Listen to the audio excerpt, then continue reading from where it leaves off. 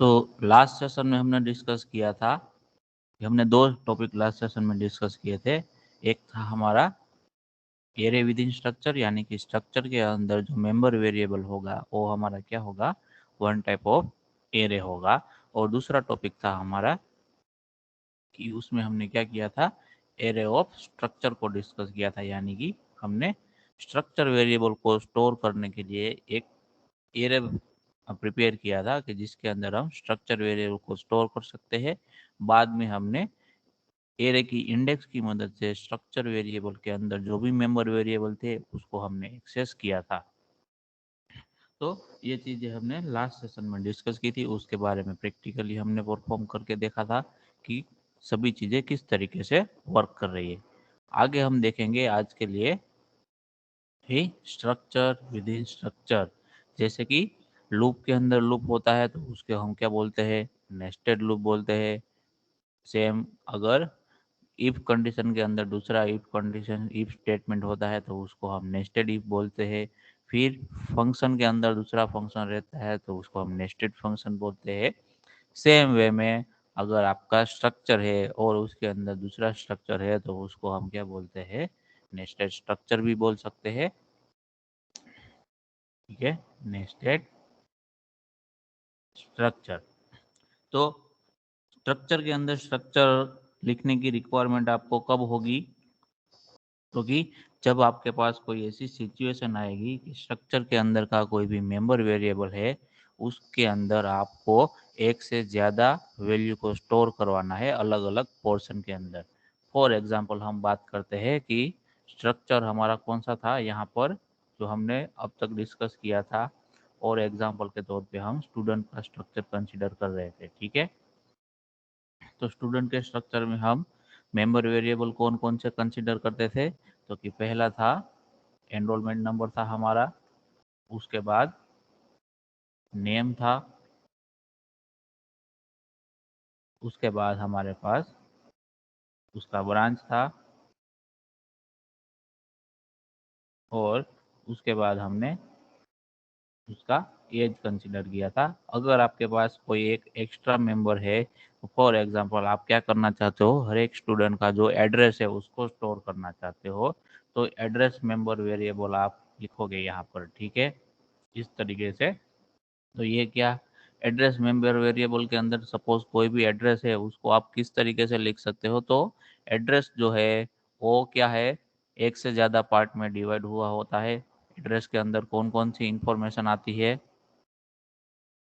तो के जो आपका लोकेलिटी होता है, वो ऑल जनरल सिनारियो में हम क्या कहते हैं कि एड्रेस लाइन वन, यानी कि फर्स्ट लाइन जो भी आप लिखोगे वो, फिर एड्रेस लाइन टू आप जो भी लिखना चाहते हो वो, फिर उसके अंदर आपका जिप कोड होगा या फिर पिन कोड जो भी आप बोलो।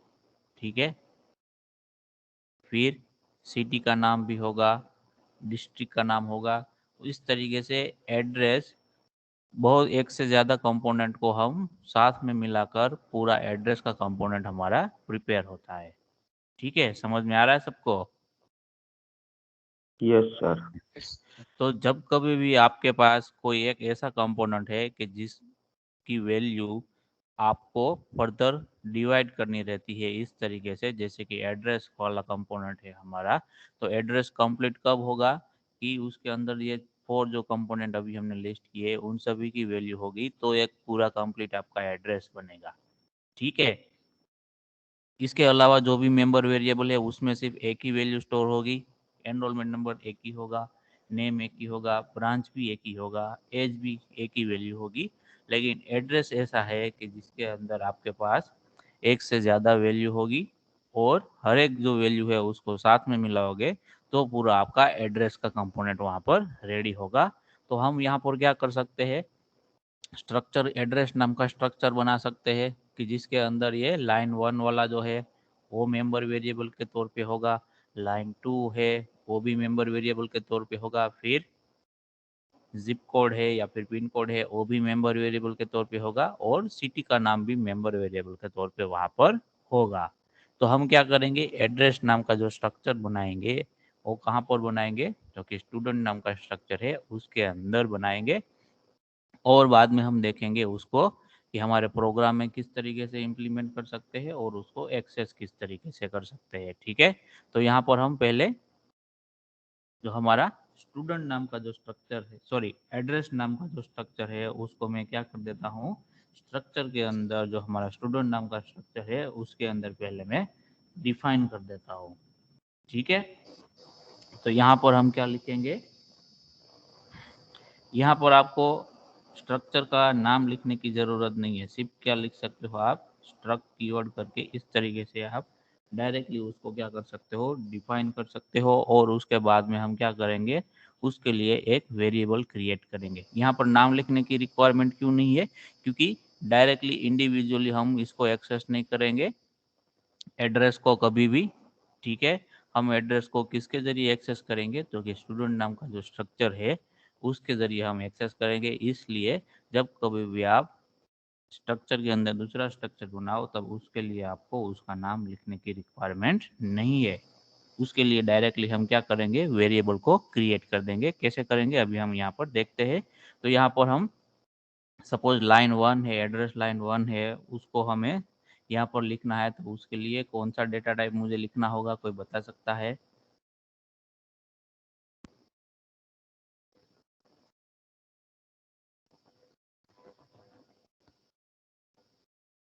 एनीवन? फॉर एग्जांपल मैं यहाँ पर एड्रेस कैरेक्टर। आपको, यस कैरेक्टर लिखेंगे हम। ठीक है, फॉर एग्जांपल मैं आपका एड्रेस यहाँ पर लिख देता हूँ कि हमारे को कॉलेज का एड्रेस मैं लिखता हूँ। तो पहले लाइन 1 में क्या होगा, तो क्या टाइटल होगा, गवर्नमेंट पॉलिटेक्निक भुज, ये हमारा कॉलेज का नाम हो गया। तो वो सपोज लाइन 1 के अंदर आपका कंसीडर हो रहा है। फिर लाइन 2 में हम एड्रेस देते हैं कि एक्चुअल में ये गवर्नमेंट पॉलिटेक्निक भुज कहाँ पर है, तो हम लिख सकते हैं कि अपोजिट हिल गार्डन कोमा एयरपोर्ट रोड। ठीक है, उसके बाद उसका सिटी का नाम पहले लिखते हैं। तो फॉर एग्जांपल सिटी का नाम क्या है, भुज। और फॉर हम जिप कोड लिखेंगे, तो जिप कोड हम कहाँ पर लिखेंगे, इंटीजर में कंसिडर करेंगे। तो 370001 जो कि क्या है, हमारा पिन कोड है भुज का। ठीक है, तो ये जो फर्स्ट लाइन लिखोगे वो भी क्या है आपके, वन टाइप ऑफ स्ट्रिंग है, ए बी स्ट्रिंग है, ए बी स्ट्रिंग है। तो ये तीनों के तीनों वैल्यू के लिए हम क्या करेंगे, कैरेक्टर एरे वहाँ पर यूज़ करेंगे। ठीक है, तो यहाँ पर हम लिख देते हैं कैरेक्टर, और मैं उसका नाम रख देता हूँ लाइन 1। फॉर एग्जांपल इसके अंदर आप 50 कैरेक्टर का डेटा स्टोर करोगे। सेम वे में कैरेक्टर लाइन 2, उसमें भी आप 50 कैरेक्टर का डेटा स्टोर करोगे। उसके बाद में कैरेक्टर सिटी लिख देते हैं, उसका नाम for example size for example 30 रखते हैं। और उसके बाद इंटीजर पिन कोड रखते हैं। तो ये इनसाइड वाला स्ट्रक्चर क्रिएट हो गया। अब हम क्या करेंगे, ये जो स्ट्रक्चर है उसका वेरिएबल हम डिक्लेयर कर देंगे। कौन से नाम का, तो कि ये हमारा स्ट्रक्चर एड्रेस के लिए है, तो हम एड्रेस नाम का वेरिएबल उसके लिए क्या कर देते हैं, यहाँ पर डिक्लेयर कर देते हैं। ठीक है, तो इससे क्या होगा, जब हम इसको एक्सेस करेंगे, तो सपोज S1 नाम का हमारा स्ट्रक्चर वेरिएबल क्रिएट किया है हमने स्टूडेंट का। ठीक है, स्टूडेंट स्ट्रक्चर का S1 नाम का वेरिएबल हमने क्रिएट किया है। तो उसमें से अगर हमें एड्रेस में से लाइन 1 का पोर्शन हमें एक्सेस करना है, तो किस तरीके से करेंगे हम, तो कि स्टूडेंट S1 नाम का जो वेरिएबल है उसके अंदर वे कौन सा वेरिएबल है, तो कि हमें ये जो पूरा स्ट्रक्चर है उसको हम कौन से वेरिएबल से रिफर कर रहे हैं, तो कि एड्रेस नाम के वेरिएबल से रिफर कर रहे हैं। तो यहाँ पर हम क्या लिखेंगे, S1 डॉट एड्रेस। अब एड्रेस अगेन क्या है आपका, वन टाइप ऑफ स्ट्रक्चर है, तो उसके अंदर का मेंबर वेरिएबल को आपको रिफर करना है। तो जैसे हम इस S1 डॉट ENO करके एनरोलमेंट नंबर को रिफर करते हैं, वैसे ही आप ये स्ट्रक्चर के हमारा एड्रेस वाला जो स्ट्रक्चर है उसको हम क्या कर सकते हैं, डायरेक्टली रिफर कर सकते हैं। और वो एड्रेस वाला जो स्ट्रक्चर है उसका वेरिएबल कौन सा बनाया हमने, फिक्स बनाया है, तो कि ऐड नाम का बनाया है। तो एड डॉट यहाँ पर हम लाइन 1 लिखेंगे तो लाइन 1 वेरिएबल जो होगा मेंबर वेरिएबल उसकी वैल्यू हमें वहाँ पर मिलेगी। यहाँ पर स्ट्रक्चर वेरिएबल का नाम जो एड्रेस वाला जो स्ट्रक्चर बनाया उसका नाम देने की रिक्वायरमेंट नहीं है। क्यों? क्योंकि जब कभी भी हम स्टूडेंट नाम के लिए स्ट्रक्चर वेरिएबल बनाएंगे फॉर एग्जांपल S1 तो उसके लिए भी ये एड्रेस नाम का जो वेरिएबल बनेगा वो अलग से बनेगा। सेम वे में अगर मैं S2 क्रिएट करूंगा स्टूडेंट नाम का जो स्ट्रक्चर है उसके लिए S2 वेरिएबल बनाऊंगा तो उसके लिए भी एड्रेस वेरिएबल अलग से क्रिएट होगा, मेमोरी में उसको अलग से वो जो स्पेस है वो अलोकेट होगी। तो उसी तरीके से हर एक स्ट्रक्चर वेरिएबल के लिए एड्रेस वेरिएबल अलग से वहाँ पर मेमोरी में स्पेस अलोकेट होगी। तो इसलिए यहाँ पर हमें इंडिविजुअल जो इनसाइड जो स्ट्रक्चर है उसका नाम लिखने की रिक्वायरमेंट नहीं है। लेकिन इनसाइड जो स्ट्रक्चर है उसका कोई भी मेंबर वेरिएबल है तो उसको रिफर करने के लिए आपको कहाँ से जाना होगा? तो कि आप पहले S1 में से एड्रेस नाम का वेरिएबल पे जाओगे, वहाँ से लाइन 1 नाम के वेरिएबल पर जाओगे तो आप इस तरीके से एक्सप्रेशन लिख सकते हो। समझ में आ रहा है सबको? Yes sir. इसमें किसी को कोई डाउट है?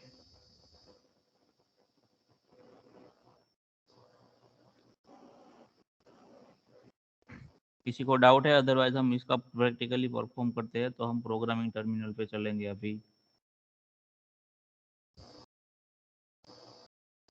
है किसी को डाउट? यस और no? No. Okay. No sir.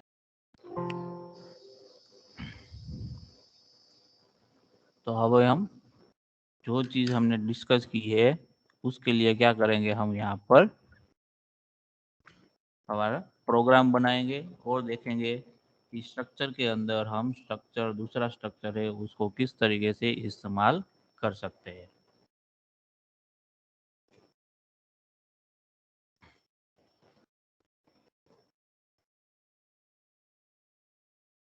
पहले हमने हेडर फाइल यहाँ पर लिख दी है। उसके बाद मैं क्या करता हूँ, यहाँ पर स्ट्रक्चर डिफाइन कर देता हूँ। स्टूडेंट नाम का स्ट्रक्चर हम यहाँ पर डिफाइन करेंगे। उसके अंदर हम यहाँ पर एनरोलमेंट नंबर की वैल्यू ले लेंगे। उसके बाद हम नेम कंसीडर कर लेंगे 50 का। ठीक है। अभी मैं इसके अंदर जो ब्रांच है और एज है उसको मैं कंसीडर नहीं करता हूँ क्योंकि जब हम एग्जीक्यूट करेंगे तभी उसकी वैल्यू हमें देनी होगी तो वो ज़्यादा लेंथी हो जाएगा और टाइम कंज्यूमिंग होगा। तो इसके लिए मैं क्या करता हूँ, यहाँ पर हमारा जो मेन स्टूडेंट स्ट्रक्चर है उसके अंदर मैं सिर्फ दो ही मेंबर वेरिएबल को कंसीडर करता हूँ। एक है हमारा एनरोलमेंट नंबर और दूसरा है हमारा नेम। अब उसके अंदर मैं क्या करता हूँ, मेरा जो एड्रेस नाम का जो स्ट्रक्चर है उसको मैं डिफाइन करता हूँ, लेकिन उसका नाम लिखने की हमें रिक्वायरमेंट नहीं है तो हम उसका नाम नहीं लिखते हैं। अगर उसका नाम लिखो तो भी कोई प्रॉब्लम नहीं है। ठीक है, आप नाम लिखना चाहो तो लिख सकते हो, अगर नहीं लिखना चाहो तो आपके उसमें कोई भी प्रॉब्लम नहीं है आपको। लेकिन अगर आपके पास कोई एक ही स्ट्रक्चर है तो ऐसे केस में आपको नाम लिखने की रिक्वायरमेंट नहीं है। अगर आपके स्ट्रक्चर के अंदर एक से ज़्यादा स्ट्रक्चर आपने क्या किए हुए हैं, लिखे हुए हैं, तब उस टाइम पे आपको जो इनसाइड वाला जो स्ट्रक्चर होगा उसका नाम आप लोगे तो आपको जब नेक्स्ट टाइम उसको आप विजिट करोगे तो आपको पता लगेगा कि कौन सा स्ट्रक्चर कौन से पर्पस के लिए लिखा गया है। ठीक है। तो अभी के लिए हम स्ट्रक्चर में से कोई भी नाम लिखते नहीं है अभी यहाँ पर। और जो हमारा एड्रेस नाम का जो स्ट्रक्चर अंदर बनेगा उसके मेंबर वेरिएबल को हम यहाँ पर डिक्लेयर कर देते हैं। तो पहला होगा लाइन 1, उसका साइज हम फॉर एग्जांपल 50 कंसीडर करते हैं। यहाँ पर लाइन 1, लाइन 2, उसका भी 50 कैरेक्टर का साइज कंसीडर करते हैं। फिर कैरेक्टर सिटी, तो सिटी का हम 30 कैरेक्टर कंसीडर करते हैं। और जो पिन कोड है वो हमारा क्या होगा, इंटीजर टाइप का होगा। तो उसको हम इस तरीके से यहाँ पर इंटीजर डिक्लेयर कर देते हैं। अब हमारा जो ये स्ट्रक्चर है उसके लिए हमें वेरिएबल यहाँ पर डिक्लेयर करना है। तो स्ट्रक्चर का कोई भी वेरिएबल आप उसको डिफाइन करो तभी आप डिक्लेयर कर सकते हो, कुछ इस तरीके से जैसे कि हमने यहाँ पर लिखा हुआ है। स्ट्रक्चर का जो सेमीकोलन है उससे पहले आप क्या कर सकते हो, उस पर्टिकुलर स्ट्रक्चर को रिफर करने के लिए वेरिएबल का नाम आप वहां पर लिख सकते हो, ठीक है। और मेन फंक्शन के अंदर भी आप उसका वेरिएबल क्रिएट कर सकते हो, लेकिन यहाँ पर हमारा जो स्ट्रक्चर है वो कौन सा है, ओके, दूसरे स्ट्रक्चर के अंदर हमने लिखा हुआ है, तो बेटर है कि उसका इनसाइड वाला जो स्ट्रक्चर है उसका वेरिएबल हम जब डिफाइन करें तभी उसको क्रिएट कर दे, ताकि मेन फंक्शन में से जब हम हमारा जो मेन स्ट्रक्चर है स्टूडेंट उसका वेरिएबल क्रिएट करें तब हमें इसको अलग से क्रिएट करने की रिक्वायरमेंट ना हो, ठीक है। तो अब हम क्या करेंगे, हमारा स्ट्रक्चर डिफाइन हो गया है और उसके अंदर दूसरा स्ट्रक्चर भी हमने डिफाइन कर लिया है। अब हम मेन फंक्शन के अंदर चले जाएंगे, तो यहाँ पर हम लिख देते हैं void main। मेन फंक्शन के अंदर हमें क्या करना है, तो कि स्टूडेंट नाम का जो स्ट्रक्चर है उसके लिए वेरिएबल क्रिएट करना है। तो यहाँ पर हम क्या लिखेंगे, पहले स्टूडेंट, यानी कि आप जो स्ट्रक्चर के लिए वेरिएबल क्रिएट करना चाहते हो उसका नाम आपको लिखना है, क्योंकि यहाँ पर जो हमारा स्ट्रक्चर है वो क्या है, one type of data type है, ठीक है। तो इसलिए हमने यहाँ पर क्या किया, s1 नाम का वेरिएबल बनाया, किसके लिए, तो कि स्टूडेंट नाम के स्ट्रक्चर के लिए। अब s1 नाम के वेरिएबल के अंदर कौन कौन से मेंबर वेरिएबल अवेलेबल है, तो कि एनरोलमेंट नंबर है, नेम है एंड एड्रेस है। फिर एड्रेस के अंदर फर्दर मेंबर वेरिएबल है line 1, line 2, city and pin code. समझ में आ रहा है सबको? Yes sir. Yes sir. Okay, तो अब हम क्या करेंगे, जो हमारा स्ट्रक्चर मेंबर वेरिएबल है उसके लिए हम क्या करेंगे, वैल्यू को यहाँ पर इनिशियलाइज करवाएंगे, ठीक है। तो वैल्यू को इनिशियलाइज कैसे करते हैं हम यहाँ पर, तो कि उसको हम क्या करेंगे, यूजर से रीड करवाएंगे और उसके बाद हमारे जो स्ट्रक्चर मेंबर वेरिएबल है उसके अंदर उसको क्या करवाएंगे, स्टोर करवाएंगे, ठीक है।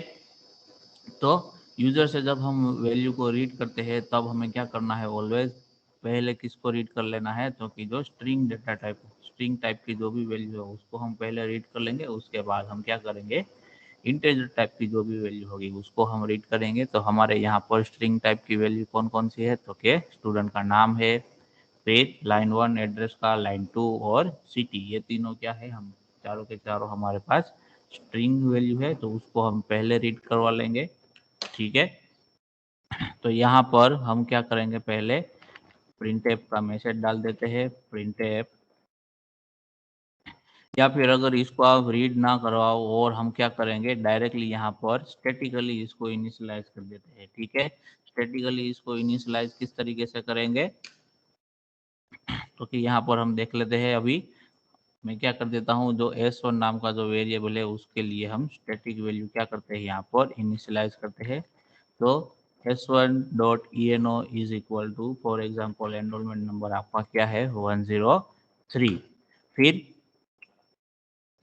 s1 dot name is equal to, name क्या है आपका, फॉर एग्जाम्पल हरीश, ठीक है। अगर कहीं पर भी गलती हो तो बताना मेरे को। उसके बाद जो हमारा स्ट्रक्चर वेरिएबल है, यानी कि स्ट्रक्चर के अंदर दूसरा स्ट्रक्चर वेरिएबल है, कौन सा है, तो एड्रेस वाला है, ठीक है। तो उससे पहले, तो ये जो स्टेटमेंट लिखा हो करेक्ट है कि नहीं है, आप में से कोई बता सकता है, नहीं सर। क्या गलती है उसमें? सर मैं वो एरे एरे नहीं डिफाइन नहीं किया, वो ब्रैकेट ब्रैकेट में एरे। सॉरी, स्ट्रिंग सीधा डाल नहीं सकते वेरिएबल में? हाँ सर, s1 डॉट नेम। हाँ बोलो। यहाँ पर क्या है, हमारा जो s1 डॉट नेम है वो क्या रिसीव करता है, स्ट्रिंग रिसीव करता है, और डायरेक्टली हम स्ट्रिंग को इस तरीके से असाइनमेंट ऑपरेटर की मदद से इनिशियलाइज नहीं कर सकते किसी भी स्ट्रिंग वेरिएबल को, ठीक है। तो उसके लिए हमें क्या करना होगा, तो कि स्ट्रिंग को भी फंक्शन का इस्तेमाल करना होगा वहां पर, ठीक है। तो उसको हम स्ट्रिंग कॉपी वाले फंक्शन की मदद से क्या कर सकते हैं, वहां पर इनिशियलाइज कर सकते हैं। तो स्ट्रिंग कॉपी वाला जो फंक्शन है उसके अंदर क्या होगा, 2 आर्ग्यूमेंट वो रिसीव करेगा। कौन सी, तो पहली आर्ग्यूमेंट वो कि जिसके अंदर आपको डेटा स्टोर करना है, और दूसरी आर्ग्यूमेंट वो वाली कि जो आपको वैल्यू के तौर पे वहां पर आर्ग्यूमेंट 1 के अंदर स्टोर करना चाहते हो। ठीक है, तो इस तरीके से मैं लिखूंगा तो वो सही होगा। और स्ट्रिंग कॉपी वाला फंक्शन है वो हमारे string dot H header file के अंदर अवेलेबल है, तो उसको भी हम यहाँ पर हमारे प्रोग्राम के साथ लिंक कर देते हैं। ठीक है, तो इस तरीके से आपका नाम है वो यहाँ पर आ गया। अब मुझे क्या करना है, लाइन 1 और लाइन 2 की वैल्यू को स्टोर करवाना है। तो अगेन वो क्या है, स्ट्रिंग है, तो इसके लिए हम क्या करेंगे, स्ट्रिंग कॉपी फंक्शन का इस्तेमाल करेंगे। और लाइन 1 को एक्सेस करने के लिए मुझे क्या लिखना होगा, कोई बता सकता है? s1 डॉट लाइन 1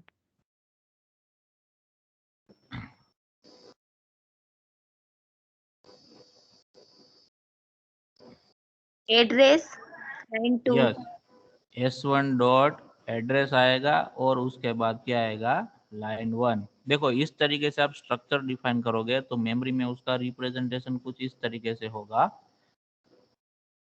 कि आपका जो ये s1 वेरिएबल है तो उसके अंदर क्या होगा, एक एनरोलमेंट नंबर का वेरिएबल होगा, दूसरा नेम का वेरिएबल होगा, और उसके अंदर अगेन क्या है, दूसरा स्ट्रक्चर है। तो उसके लिए आप ऐसा सोच सकते हो कि ये दूसरा ब्लॉक क्रिएट किया है और उसका नाम क्या है, एड्रेस है, और उसके अंदर आपका लाइन 1 वेरिएबल है, लाइन 2 वेरिएबल है, फिर सिटी वेरिएबल है एंड पिन कोड वेरिएबल है।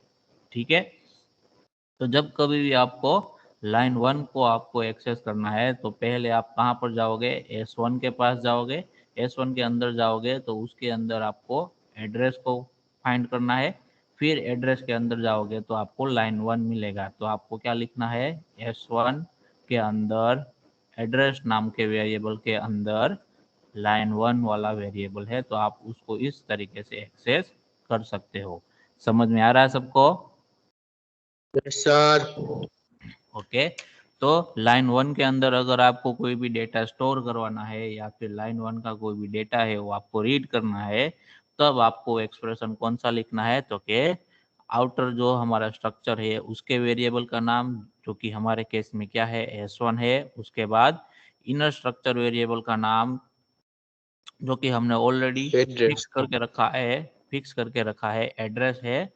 और उसके अंदर लाइन 1 वेरिएबल आपका जो है उसको आप क्या कर सकते हो, इस तरीके से एक्सेस कर सकते हो। और उसके अंदर आपको एड्रेस डालना है, तो आप एड्रेस क्या डाल सकते हो कि जो भी आपका फर्स्ट लाइन का एड्रेस है वो आप डाल सकते हो। तो यहाँ पर मैं लिखता हूँ गवर्नमेंट पॉलिटेक्निक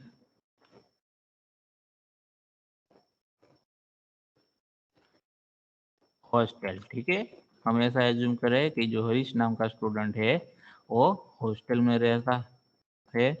कौन सी हॉस्टल में, तो क्या बॉयज हॉस्टल के अंदर वो रहता है। ठीक है, तो अब str हम क्या करेंगे, लाइन 1 का हमने जो वैल्यू था वो हमें यहाँ पर असाइन कर दिया। सेम वे में अब हम लाइन 2 का जो वैल्यू है वो हम यहाँ पर असाइन करेंगे। तो उसके लिए भी अगेन क्या लिखेंगे कि S1 स्ट्रक्चर वेरिएबल है, उसके अंदर एड्रेस नाम का दूसरा स्ट्रक्चर वेरिएबल है, उसके अंदर लाइन 2 नाम का हमारा स्ट्रिंग वेरिएबल है, उसके अंदर हमें डेटा स्टोर करना है। कौन सा, तो कि बॉयज हॉस्टल गवर्नमेंट पॉलिटेक्निक भूज की है, वो कहाँ पर आई हुई है, तो कि अपोजिट हिल गार्डन एयरपोर्ट रोड। ठीक है, तो हो गया लाइन 2 के लिए भी हमने डेटा वहां पर दे दिया। अब लाइन 3, सॉरी लाइन 3 नहीं है हमारे पास, क्या है, सिटी है। तो कौन से सिटी के अंदर है ये गवर्नमेंट पॉलिटेक्निक बॉयज हॉस्टल, वो हमें यहाँ पर देना है। तो strcpy लिखेंगे अगेन हम। ठीक है, वो सिटी है जो वेरिएबल है उसको एक्सेस करने के लिए हम क्या लिखेंगे, तो स्ट्रक्चर वेरिएबल का नाम, उसके बाद इनर स्ट्रक्चर जो है उसके वेरिएबल का नाम, उसके बाद जो इनर स्ट्रक्चर है उसके अंदर जो मेंबर वेरिएबल है सिटी नाम का, उसका नाम लिखेंगे। ठीक है, तो सिटी हमारा कौन सा है, भुज है, तो उसकी वैल्यू हम यहाँ पर पास कर देते हैं स्ट्रिंग को भी फंक्शन के अंदर। और उसके बाद हमारे पास क्या है, पिन कोड है, तो पिन कोड को हम किस तरीके से एक्सेस करेंगे, तो के स्ट्रक्चर वेरिएबल का नाम, उसके बाद इनर स्ट्रक्चर वेरिएबल का नाम, और उसके बाद जो हमारा मेंबर वेरिएबल है उसका नाम लिखेंगे। और हम इस तरीके से क्या करेंगे, पिन कोड की वैल्यू भी वहां पर पास कर देंगे। तो इस तरीके से आप वैल्यू क्या कर सकते हो, स्ट्रक्चर के अंदर दूसरा स्ट्रक्चर है और उसका मेंबर वेरिएबल है, उसको आप वैल्यू असाइन कर सकते हो। समझ में आ रहा है सबको? Yes sir. Okay. Yes sir. अब हम क्या Yes, करवाएंगे, अब हम क्या करवाएंगे, जो कि हमने सारी की सारी जो वैल्यू हमने S1 नाम के स्ट्रक्चर वेरिएबल के मेंबर वेरिएबल में स्टोर की है उसको हम प्रिंट करेंगे और देखेंगे कि जो हमने काम किया है डेटा स्टोर करने का वो सही तरीके से हुआ है कि नहीं हुआ है। ठीक है, तो यहाँ पर हम क्या कर देंगे, जो वेरिएबल का डेटा है उसको हम यहाँ पर प्रिंट करेंगे। ठीक है, तो %d यहाँ पर मैं लिख देता हूँ कि enrolment number is equal to %d, और यहाँ पर किसकी वैल्यू आएगी, तो कि S1 डॉट एनरोलमेंट नंबर की वैल्यू हमें रीड करके चाहिए जो भी है। उसके बाद नेक्स्ट क्या करेंगे हम, तो नेम है स्टूडेंट का उसको हम प्रिंट करवाएंगे। तो यहाँ पर लिख देते हैं name is equal to %, S का इस्तेमाल करेंगे, उससे पहले हम स्लेशन कर देते हैं ताकि जो नेम प्रिंट हो और नई लाइन से प्रिंट होके आए। और S1 डॉट यहाँ पर हम क्या कर देंगे, नेम कर देंगे। उसके बाद प्रिंट एफ करेंगे, वापस से स्लेश एन कर देंगे न्यू लाइन से प्रिंट करने के लिए। उसके बाद हमें क्या करना है, एड्रेस का लाइन 1 प्रिंट करना है। तो लाइन 1 इज इक्वल टू हम क्या करेंगे, %s करेंगे, और यहाँ पर हम क्या लिख देंगे, S1 dot address dot line 1 कर देंगे। नेक्स्ट जो हम प्रिंट करेंगे वो क्या करेंगे कि एड्रेस का लाइन 2 जो भी है उसको प्रिंट करेंगे। ठीक है, तो यहाँ पर हम लिख देंगे कि लाइन 2 इज इक्वल टू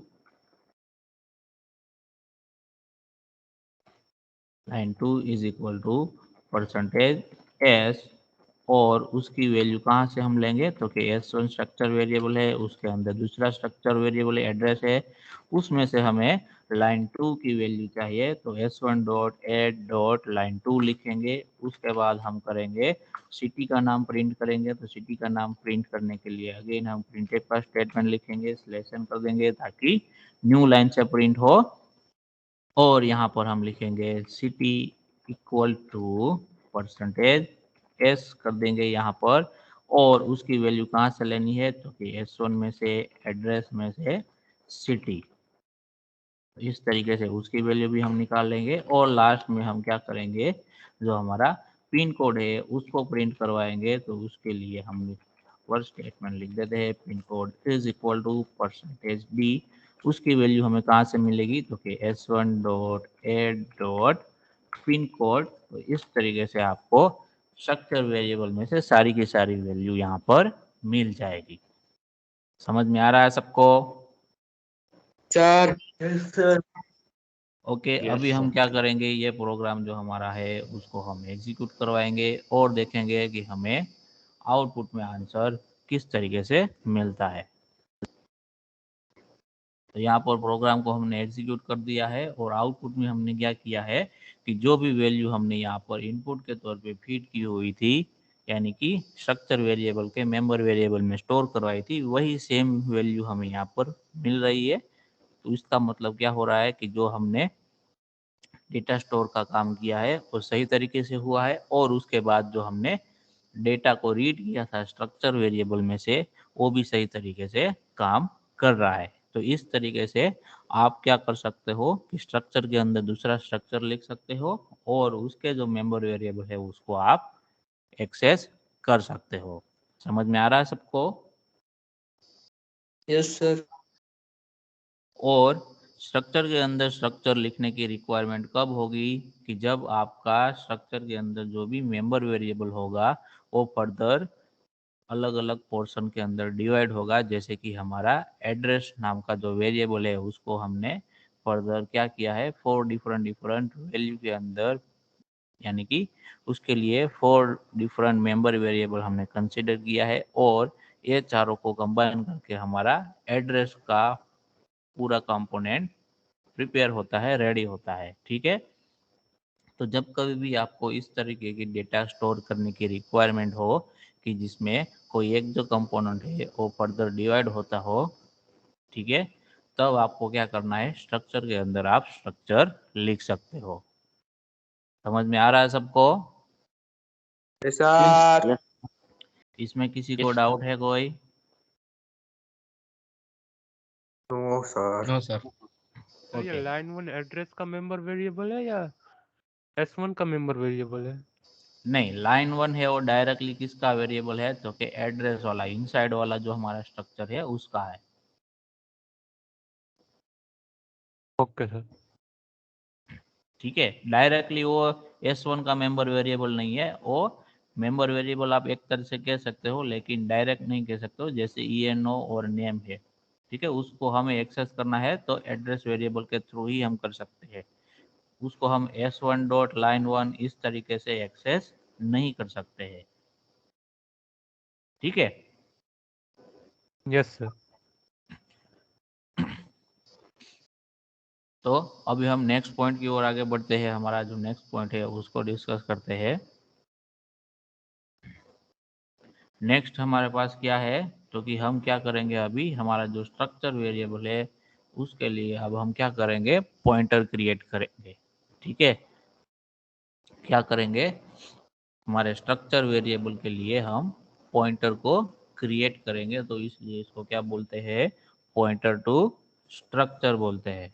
ठीक है, जो कि हमने स्टार्टिंग में मैंने आपको बताया था कि स्ट्रक्चर के वेरिएबल को, यानी कि स्ट्रक्चर के मेंबर वेरिएबल को हम 3 अलग अलग तरीके से उसको क्या कर सकते हैं, एक्सेस कर सकते हैं। उसमें से फर्स्ट हमने देख लिया कौन सा, तो कि डॉट ऑपरेटर की मदद से उसको हमने एक्सेस किया।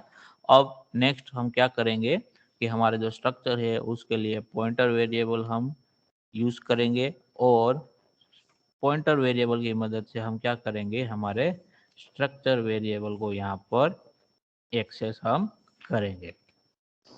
ठीक है, तो जैसे कि हम सिंपल कोई भी वेरिएबल है उसके लिए जैसे हम स्ट्रक्चर वेरिएबल डिफाइन करते हैं, पॉइंटर वेरिएबल डिफाइन करते हैं, डिक्लेयर करते हैं, सेम वे में हम क्या करेंगे, हमारे स्ट्रक्चर के लिए भी हम क्या करेंगे, पॉइंटर वेरिएबल को यहाँ पर डिक्लेयर करेंगे।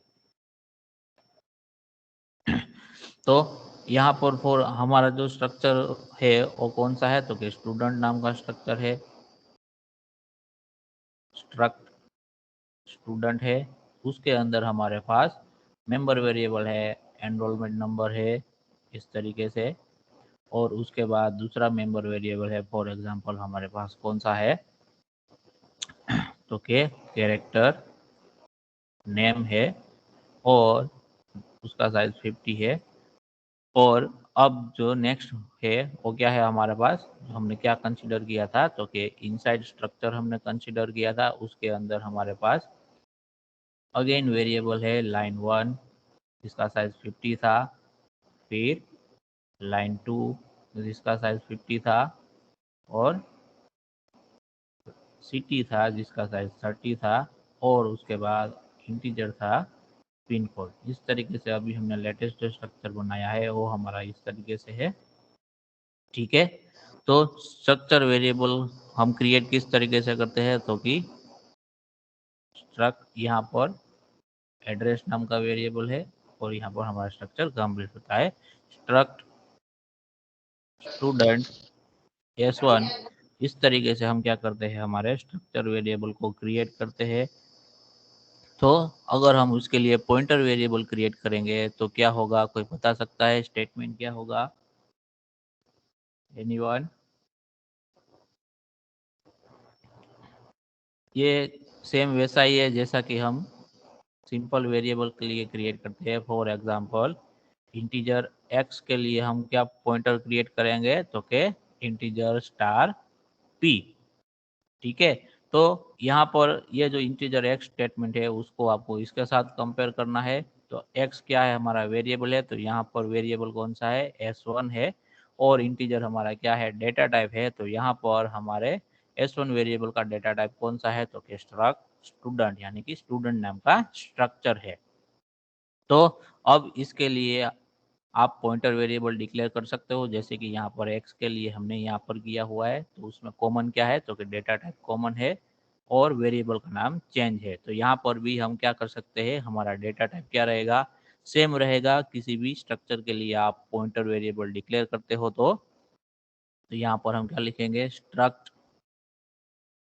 स्टूडेंट और पॉइंटर वेरिएबल है तो p लिख देते हैं यहाँ पर। ठीक है, तो यहाँ पर आपने पॉइंटर वेरिएबल डिक्लेयर कर दिया, किसको पॉइंट करता हुआ, तो के स्टूडेंट नाम के स्ट्रक्चर को पॉइंट करेगा अब आपका ये पॉइंटर वेरिएबल। ठीक है, अभी वो कर नहीं रहा है किसी भी वेरिएबल को। ठीक है, लेकिन आपने ऐसा पॉइंटर वेरिएबल डिक्लेयर किया है कि जिसके अंदर आप ऐसे वेरिएबल का मेमोरी एड्रेस स्टोर करवा सकते हो कि जो स्टूडेंट नाम के स्ट्रक्चर को क्या करता हो, पॉइंट करता हो या फिर उसके लिए क्रिएट किया गया हो। तो यहाँ पर हमारा जो s1 वेरिएबल है वो किसके लिए क्रिएट किया गया है, तो के स्टूडेंट नाम के स्ट्रक्चर के लिए क्रिएट किया है। तो अब ये पॉइंटर p वेरिएबल है, उसके अंदर आप क्या कर सकते हो, s1 वेरिएबल का जो मेमोरी एड्रेस है उसको आप वहां पर स्टोर करवा सकते हो, जैसे कि यहाँ पर हम इंटीजर के केस में करते हैं वैसे। समझ में आ रहा है सबको? Yes sir. यहाँ तक किसी को कोई डाउट है? No sir. तो ये क्या हो गया, हमने पॉइंटर का डिक्लेरेशन कर दिया हमने। अब हम क्या करेंगे, पॉइंटर का इनिशियलाइजेशन, यानी कि पॉइंटर वेरिएबल को हम बताएंगे कि उसको कौन से मेमोरी एड्रेस को रिफर करना है जब इसका इस्तेमाल किया जाए तभी। ठीक है, तो उसके लिए हम क्या करेंगे, डायरेक्टली हम क्या कर देंगे, जैसे कि हमने एरिया था हमारे पास, तो उसके लिए हम सपोज यहाँ पर इंटीजर ए इस तरीके से लिखा हुआ है और उसके लिए हम पॉइंटर वेरिएबल बनाते हैं। तो पॉइंटर वेरिएबल को हम इस तरीके से डायरेक्टली क्या करते थे, एरे ए का एड्रेस असाइन करते थे। सेम वे में यहाँ पर स्ट्रक्चर का भी हम क्या करेंगे, उसका एड्रेस हम डायरेक्टली उसको असाइन कर देंगे। ठीक है, तो यहाँ पर हम क्या लिख देंगे, p is equal to s1 कर देंगे। S1 तो अब हमारा जो पॉइंटर p है वो किसको पॉइंट करेगा, तो कि s1 नाम का जो स्ट्रक्चर वेरिएबल है उसको पॉइंट करेगा। अब हम पॉइंटर की मदद से s1 नाम का जो स्ट्रक्चर वेरिएबल है उसकी मेंबर वेरिएबल को डायरेक्टली एक्सेस कर सकते हैं। समझ में आ रहा है सबको? Yes sir. Yes sir.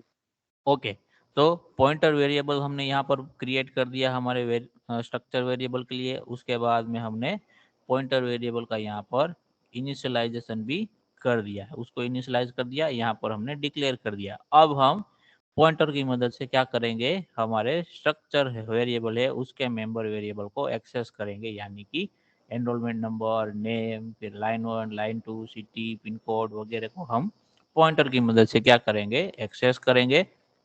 तो उसके लिए हमारे पास क्या है, दो अलग अलग तरीके हैं। एक तो आप लिखो स्टार p डॉट डॉट का इस्तेमाल करो वहां पर भी आप, ठीक है, पॉइंटर के साथ में। और आप क्या लिख सकते हो, एनरोलमेंट नंबर। तो आपको क्या देगा कि s1 नाम का जो वेरिएबल है उसके अंदर जो एनरोलमेंट नंबर का मेंबर वेरिएबल है उसकी वैल्यू को वो रिफर करेगा। दूसरा आप इस तरीके से कर सकते हो, यहाँ पर डैश लिखो और ग्रेटर देन का साइन करो और ENO लिखो। तो ये भी क्या करेगा, पॉइंटर p हमारे s1 वेरिएबल है उसमें से एनरोलमेंट नंबर का जो भी मेंबर वेरिएबल का वैल्यू है उसको वो क्या करेगा, वहां पर रिफर करेगा। समझ में आ रहा है सबको? Yes sir. तो ये दो अलग अलग तरीके हैं, पॉइंटर की मदद से आप क्या कर सकते हो, आपके जो मेंबर वेरिएबल है उसको आप रिफर कर सकते हो। सेम वे में अगर आपको ये लाइन 1 जो मेंबर वेरिएबल है उसको हमें एक्सेस करना है, तो किस तरीके से स्टेटमेंट एक्सप्रेशन हमारा क्रिएट होगा, कोई बता सकता है? Star P star P dot address dot line 1 dot address dot line 1। तो यहाँ पर भी क्या होगा, P address dot line 1। In short पहले हम क्या लिखते थे, इस तरीके से s1 dot address dot line 1 लिखते थे। अब उसके लिए हमने s1 के लिए क्या क्रिएट किया है, पॉइंटर क्रिएट किया है, तो s1 रिप्लेस करेगा कि s1 की जगह क्या आ जाएगा, p आ जाएगा। ठीक है, उनमें अगर आप डॉट ऑपरेटर का इस्तेमाल करते हो तो स्टार पी आएगा, अगर आप ये सिलेक्शन ऑपरेटर का इस्तेमाल करते हो तो सिंपल पी रहेगा। समझ में आ रहा है सबको? Yes sir. ओके, तो अभी हमने जो स्ट्रक्चर बनाया था उसके लिए अभी हम क्या करते हैं, प्रोग्रामिंग टर्मिनल पे चले जाते हैं और उसके लिए पॉइंटर क्रिएट करते हैं और देखते हैं कि पॉइंटर किस तरीके से काम करता है।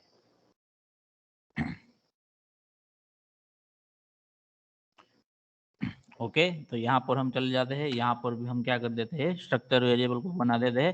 तो मैं एक ही लाइन के अंदर यहाँ पर भी क्या कर देता हूँ, स्ट्रक्चर वेरिएबल को क्रिएट कर देता हूँ, क्योंकि मुझे स्ट्रक्चर वेरिएबल क्रिएट क्यों करना है और कौन से टाइप का करना है, तो क्या स्टूडेंट टाइप का करना है। तो मैं इस तरीके से कोमा करके डायरेक्टली उसको लिख सकता हूँ। ठीक है, अब मुझे उसको एक्सेस करना है किसकी मदद से, तो पॉइंटर वेरिएबल की मदद से। तो यहाँ पर हमने क्या किया हुआ है, जो हमने उसकी वैल्यू असाइन की है, यहाँ पर हर एक जगह पर हमने उसको स्ट्रक्चर वेरिएबल की मदद से हमने उसको रिफर किया है। अब मुझे क्या करना है, स्ट्रक्चर वेरिएबल की मदद से उसको रिफर नहीं करना है। क्यों?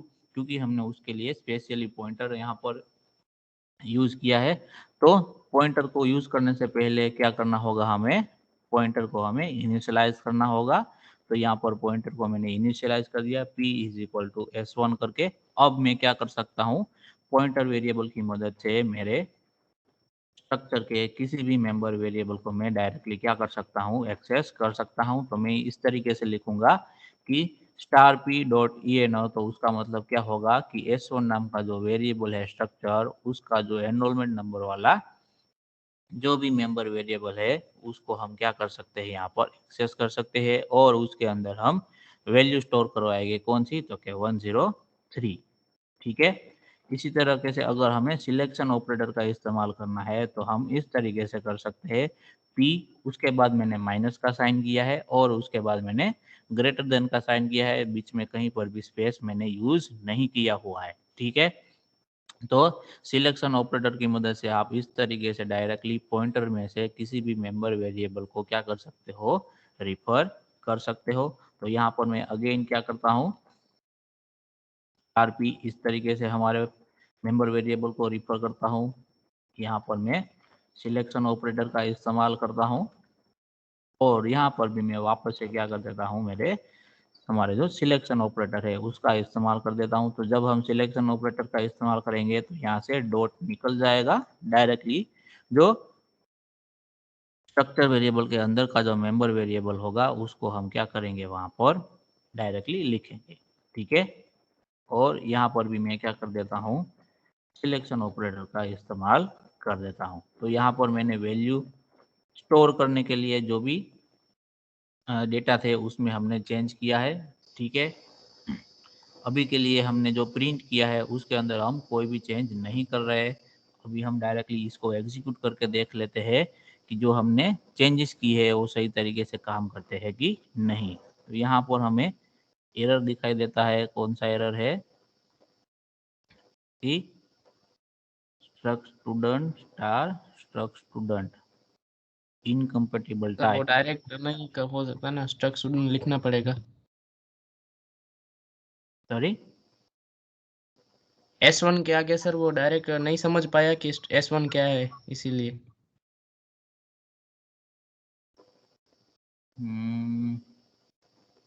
स्ट्रक्ट स्टूडेंट स्टार पी करके देखो अलग से। हाँ वो भी हम कर सकते हैं।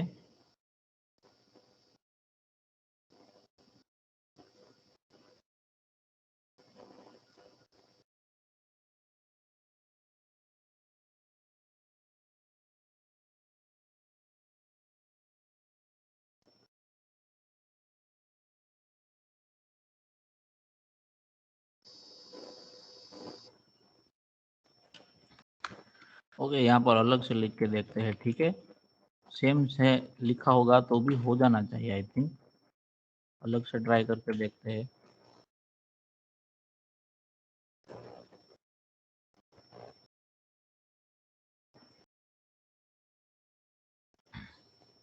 ओके, स्ट्रक का स्पेलिंग गलत है यहाँ पर। स्ट्रक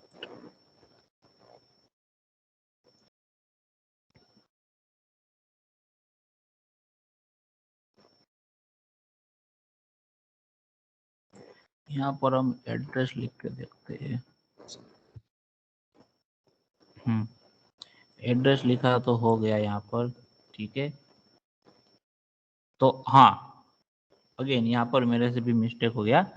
यहाँ पर अगर आपको सिंगल वेरिएबल है तो हमें क्या करना है, एड्रेस का इस्तेमाल करना है। अगर आपके पास पूरा स्ट्रक्चर का एरे है तो आप क्या कर सकते हो, एरे का नाम वहाँ पर डायरेक्टली दे सकते हो। और अगर आपका सिंगल स्ट्रक्चर वेरिएबल है तो उसको हमें क्या करना है, जैसे हम सिंपल वेरिएबल में एड्रेस ऑपरेटर का इस्तेमाल करते हैं, इस तरीके से आपको यहाँ पर भी एड्रेस ऑपरेटर का इस्तेमाल करना है, ठीक है।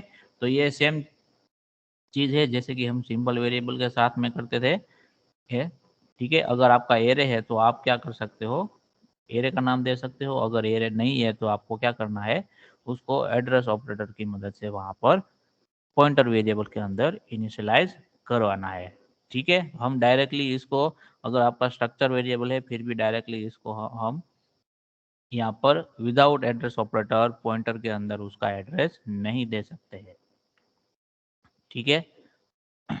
तो यहाँ से ये मेरे से गलती हो गया था, आप लोग ध्यान में रखना इस तरह की गलती आपसे ना हो। अब हम देखेंगे, देखो हमें जो वैल्यू हमें आउटपुट में मिल रही है वो हमने किसकी मदद से यहाँ पर प्रिंट करवाई है, क्योंकि उसमें हमने डायरेक्टली स्ट्रक्चर वेरिएबल हमारा S1 है उसको रिफर किया है, ठीक है। लेकिन वैल्यू को स्ट्रक्चर के मेंबर वेरिएबल के अंदर स्टोर करने के लिए हमने क्या किया है, पॉइंटर वेरिएबल का यहाँ पर इस्तेमाल किया हुआ है।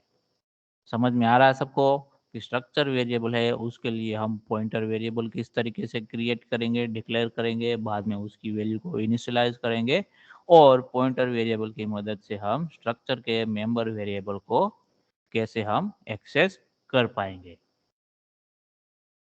समझ में आ रहा है सबको यहाँ तक?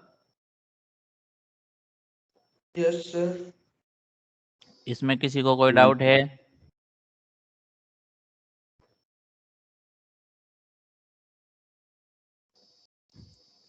किसी को डाउट है इसमें? No sir. ओके, तो स्ट्रक्चर के अंदर हम आगे बढ़ते हैं। यहाँ पर देखो, यहाँ पर आप लोग क्या कर रहे हो कि जब कभी भी आपको स्ट्रक्चर का वेरिएबल क्रिएट करना है तो हमें ऑलवेज क्या लिखना पड़ता है, यहाँ पर इस तरीके से लिखना पड़ता है कि स्ट्रक्ट स्टूडेंट और S1। अगर हम प्राइमरी डेटा टाइप है जैसा कि हमारे पास इंटीजर है उसका वेरिएबल हमें डिक्लेयर करना है तो हम क्या लिख सकते हैं, डायरेक्टली इंटीजर x, इस तरीके से शॉर्ट में लिख सकते हैं। लेकिन स्ट्रक्चर वेरिएबल है आपका कोई भी तो आपको क्या लिखना पड़ता है, पूरा का पूरा लंबा स्टेटमेंट लिखना पड़ता है। अगर ऐसा हो सके कि आपका जो ये लंबा स्टेटमेंट है यानी कि 2 वर्ड का पूरा स्टेटमेंट है उसको आप एक ही वर्ड के अंदर कन्वर्ट कर सको, यानी कि आपका स्ट्रक्चर वेरिएबल भी क्या हो, प्राइमरी डेटा टाइप की तरह डिक्लेयर हो, ऐसा हो सकता है।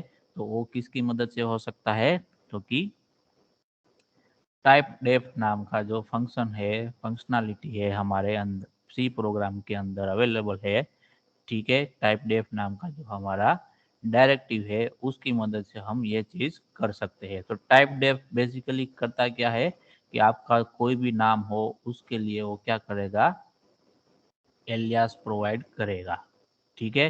तो उसका सिंटेक्स क्या रहेगा टाइप डेफ का, अगर आपको अपने प्रोग्राम के अंदर इस्तेमाल करना है तो यहाँ पर क्या करना होगा, पहले आपको टाइप डेफ कीवर्ड लिखना है।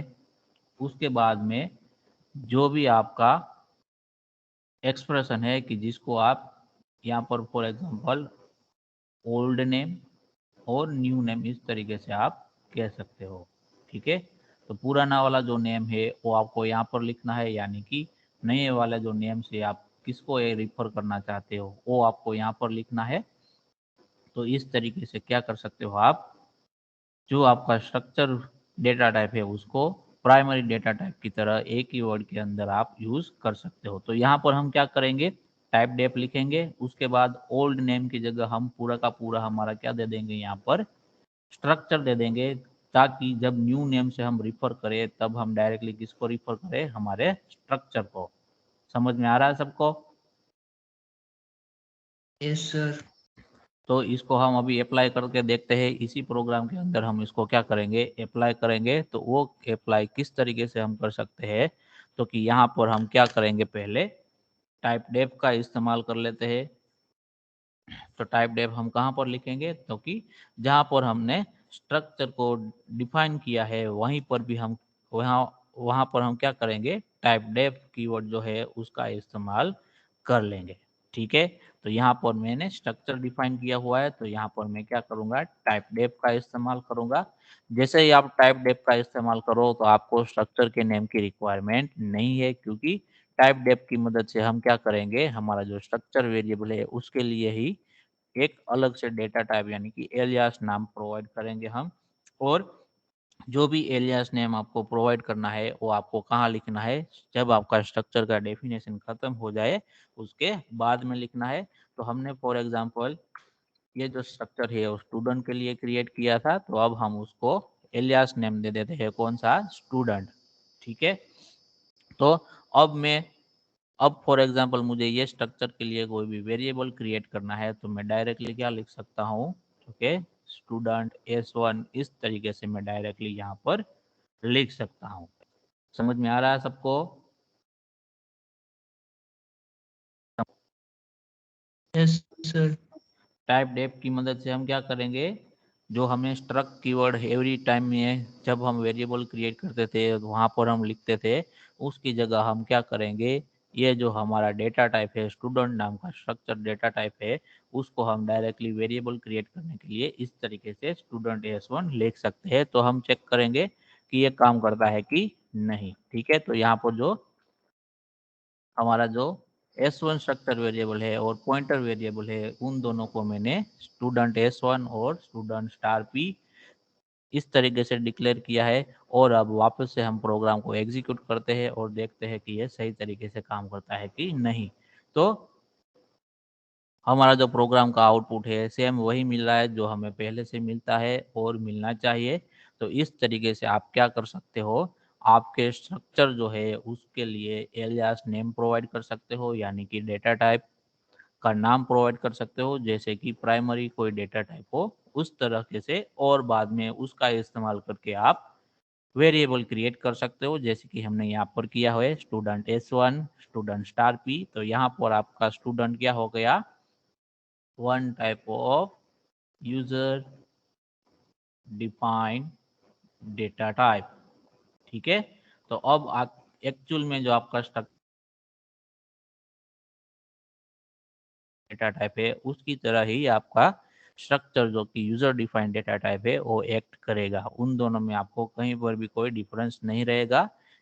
ठीक है, जैसे आप सिंपल डेटा टाइप का यूज करते हो, यानी कि प्राइमरी डेटा टाइप का यूज करते हो वेरिएबल डिक्लेयर करने के अंदर, जैसे कि इंटीजर एक्स, सेम वे में आप अपने खुद का जो डिफाइन किया हुआ है यूजर डिफाइंड डेटा टाइप कौन सा है, तो के स्टूडेंट नाम का, तो उसके लिए आप यहाँ पर वेरिएबल क्रिएट कर सकते हो स्टूडेंट s1 इस तरीके से।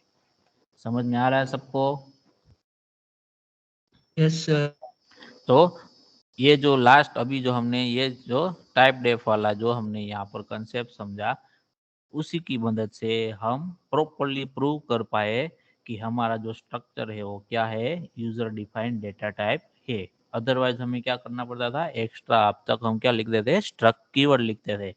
ठीक है, लेकिन टाइप डेफ की मदद से हमें ऐसी फंक्शनलिटी मिली कि हम हमारे स्ट्रक्चर को कोई भी नेम प्रोवाइड कर सकते हैं जो कि क्या करेगा, एक डेटा टाइप की तरह एक्ट करेगा।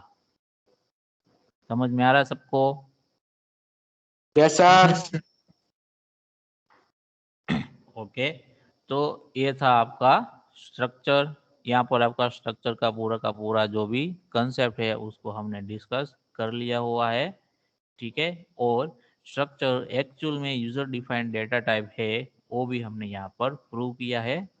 इसमें किसी को कोई भी डाउट है तो पूछो, अदरवाइज हम नेक्स्ट पॉइंट है उसकी ओर आगे बढ़ेंगे। इसमें किसी को कोई डाउट है? तो सर ओके,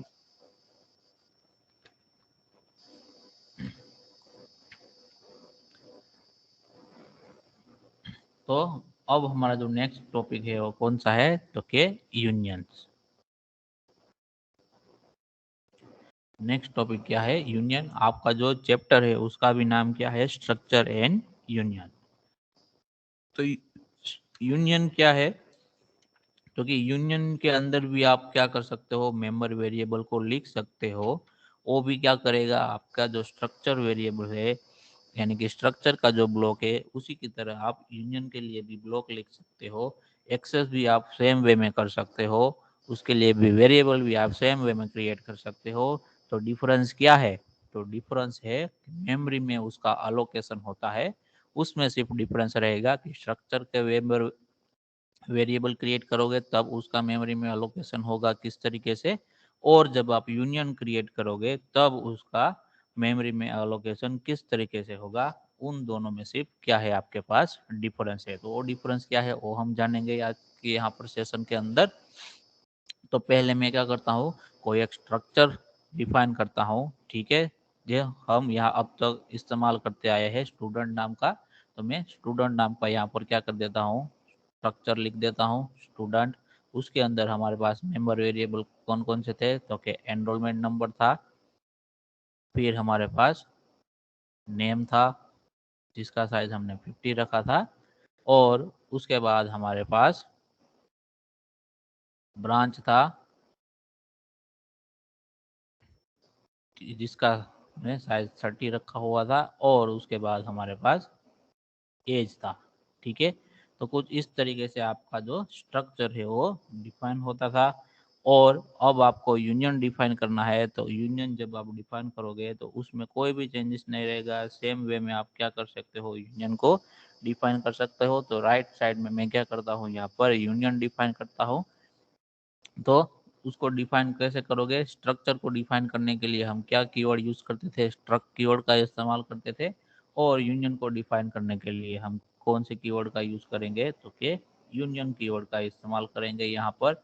और यहाँ पर हमारे यूनियन का नाम भी क्या रखते हैं, हम स्टूडेंट रखते हैं, ठीक है। उसके अंदर भी मैं सेम क्या करता हूँ, मेंबर वेरिएबल को यहाँ पर लिखता हूँ। फर्स्ट एनरोलमेंट नंबर, दूसरा है नेम, उसका साइज भी मैं सेम रखता हूँ यहाँ पर 50 कैरेक्टर। उसके बाद ब्रांच है, उसका साइज भी मैं सेम रखता हूँ 30, और उसके बाद है आपके पास एज है। तो इस तरीके से आप क्या कर सकते हो, यूनियन का जो ब्लॉक है उसको भी आप क्या कर सकते हो, उसी प्रोग्राम में डिफाइन कर सकते हो। अब जब हम स्ट्रक्चर का वेरिएबल क्रिएट करेंगे तो उसके लिए क्या लिखेंगे, तो के स्ट्रक्ट स्टूडेंट S1, ठीक है। सेम वे में यूनियन का जो हम वेरिएबल क्रिएट करेंगे तो हम क्या लिखेंगे, A union student S2 for example, ठीक है। तो अब आप में से बताओ कि S1 वेरिएबल होगा, उसको मेमोरी में कितना साइज अलोकेट होगा।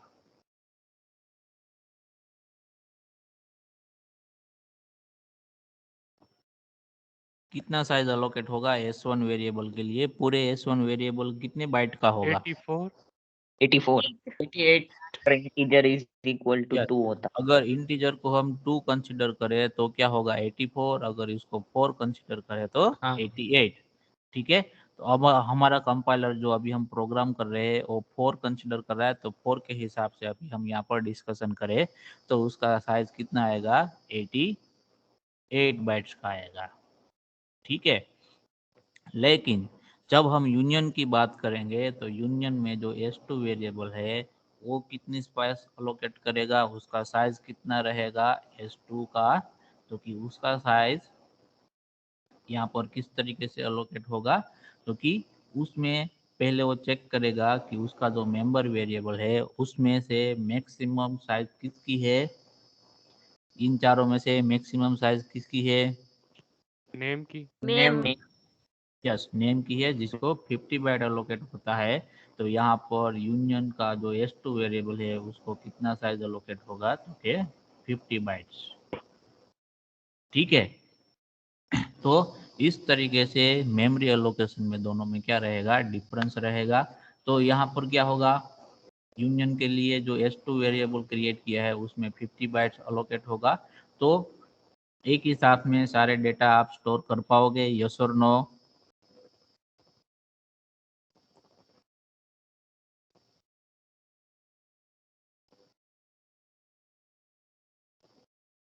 अगर 50 बाइट का स्पेस है और आपको सभी के सभी चारों के चारों मेंबर वेरिएबल का डेटा आपको नहीं उसके कर अंदर पाएंगे। स्टोर करवाना है, तो होगा कि नहीं होगा?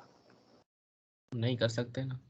हम नहीं कर नहीं सकते होगा। हैं, ठीक है, ये पॉसिबल ही नहीं है। ठीक है, तो यूनियन का इस यूज क्या हो गया, तो यूनियन को आपको ऐसे सिचुएशन में यूज करना है कि जब कभी भी उसके मेंबर वेरिएबल को आपको एक्सेस करने की रिक्वायरमेंट हो, तभी यूनियन में जितने भी मेंबर वेरिएबल है उनमें से एट ए टाइम यानी कि एक पॉइंट पर किसी एक मेंबर वेरिएबल को ही आपको एक्सेस करने की रिक्वायरमेंट हो। ठीक है, समझ में आ रहा है सबको कि यूनियन के ब्लॉक में जितने भी मेंबर वेरिएबल है उनमें से एक टाइम पर किसी भी एक ही मेंबर वेरिएबल की आपको वैल्यू की रिक्वायरमेंट हो, तभी आप क्या कर सकते हो, यूनियन आपको क्रिएट करना है। ठीक है, क्योंकि यहाँ पर आप क्या करवाओगे कि यूनियन के अंदर जितने भी मेंबर वेरिएबल है उसको आप वन बाय वन एक्सेस कर पाओगे, लेकिन एक साथ में कभी भी एक्सेस नहीं कर पाओगे। क्यों? क्योंकि because of the memory utilization of union. तो यूनियन वाला जो ब्लॉक है वो क्या करेगा, मेंबर वेरिएबल में से जो भी मैक्सिमम स्पेस रिक्वायर्ड होगा उसके हिसाब से उसको साइज अलोकेट होगा। और अब आप क्या करवाओगे, 50 बाइट है तो उसमें एक एट टाइम आप एनरोलमेंट को स्टोर कर सकते हो, जो कि कितनी बाइट की रिक्वायरमेंट है उसको, 4 बाइट की। उस टाइम पे ये सारे मेंबर वेरिएबल का डेटा ये ब्लॉक के अंदर अवेलेबल नहीं होगा, ओनली किसका होगा, एनरोलमेंट का। तो ये हो सकता है यस और नो? Yes sir. ओके, तो जैसे ही एनरोलमेंट का काम खत्म हो गया, ठीक है, तो उसके बाद हम किसका इस्तेमाल करेंगे, फॉर एग्जांपल उसके अंदर हम नेम का डेटा स्टोर करवाएंगे। तो एनरोलमेंट का वैल्यू हमें नहीं चाहिए, तो वो क्या हो जाएगा, नेम की वैल्यू से ओवरराइट हो जाएगा और उसके अंदर नेम का इस्तेमाल हम कर सकते हैं। जैसे ही नेम का काम खत्म हो गया उसके बाद हम ब्रांच का इस्तेमाल कर सकते हैं, जैसे इसका काम खत्म हो गया उसके बाद हम एज का इस्तेमाल कर सकते हैं। तो इस तरीके से जब कभी भी आप यूनियन ब्लॉक लिखो तो उसके अंदर जो भी मेंबर वेरिएबल है तो उसको आप बारी बारी क्या कर सकते हो, एक्सेस कर सकते हो। समझ में आ रहा है सबको? Yes sir. Yes sir. One by one का मेरा मतलब क्या है, कोई समझ पाया? स्ट्रक्चर में हम क्या करते थे, अभी हमने स्ट्रक्चर का जो प्रोग्राम बनाया उसमें हमने क्या किया था कि स्ट्रक्चर के जितने भी मेंबर वेरिएबल थे उन सभी को पहले हमने क्या किया था, वैल्यू असाइन किया था। ठीक है, एक ही साथ में सबको वैल्यू असाइन कर दिया, उसके बाद में हमने उसकी वैल्यू को रीड किया हुआ था। तो ये जो टास्क है वो हम यूनियन के साथ नहीं कर सकते हैं। यूनियन में हमें क्या करना होगा, तो कि किसी भी एक वेरिएबल की वैल्यू को हम क्या करेंगे, यहाँ पर असाइन करेंगे और उसके बाद में उसी वेरिएबल की वैल्यू को हम रीड कर सकते हैं। तो ये काम होने के बाद नेक्स्ट हम जो हमारा दूसरा वेरिएबल होगा उसकी वैल्यू को हम क्या करेंगे, असाइन करेंगे, उसको रीड करेंगे। तो जब कभी भी आपको ऐसी सिचुएशन की रिक्वायरमेंट हो तभी हम यूनियन का इस्तेमाल करेंगे। दोनों में डिफरेंस पता चल रहा है सबको? स्ट्रक्चर में हम सारे मेंबर वेरिएबल की वैल्यू एक साथ असाइन कर सकते हैं, लेकिन यूनियन में एक साथ असाइन नहीं कर सकते हैं। अगर आपने एक साथ असाइन किया तो लास्ट में जो भी असाइनमेंट वाला स्टेटमेंट होगा उसी वेरिएबल को वो वैल्यू मिलेगी, बाकी सारी ओवरराइट हो जाएगी। फॉर एग्जांपल इसमें हमने किया कि पहले एनरोलमेंट की वैल्यू डाली कुछ, उसके बाद नेम का वैल्यू हमने कुछ डाला, फिर ब्रांच का वैल्यू कुछ एंटर किया, फिर लास्ट में हमने एज का वैल्यू कुछ एंटर किया।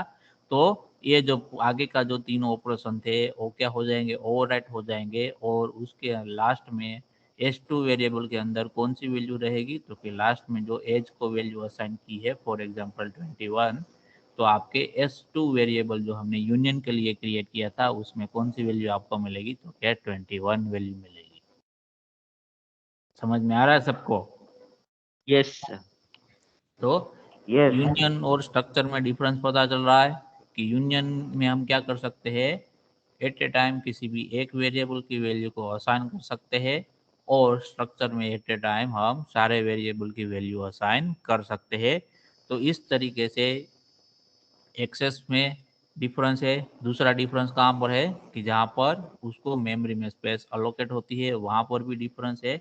स्ट्रक्चर में जितने भी मेंबर वेरिएबल है उसका मेमोरी रिक्वायरमेंट का एडिशन होके टोटल आपका जो बाइट होता है उस हिसाब से मेमोरी में अलोकेशन होता है। यूनियन में इन आपके जो भी स्ट्रक्चर मेंबर वेरिएबल है, सॉरी यूनियन मेंबर वेरिएबल है, उसमें से मैक्सिमम स्पेस किसको रिक्वायरमेंट है, जो भी मैक्सिमम स्पेस होगा वो आपका क्या बनेगा, वेरिएबल का साइज होगा मेमोरी में।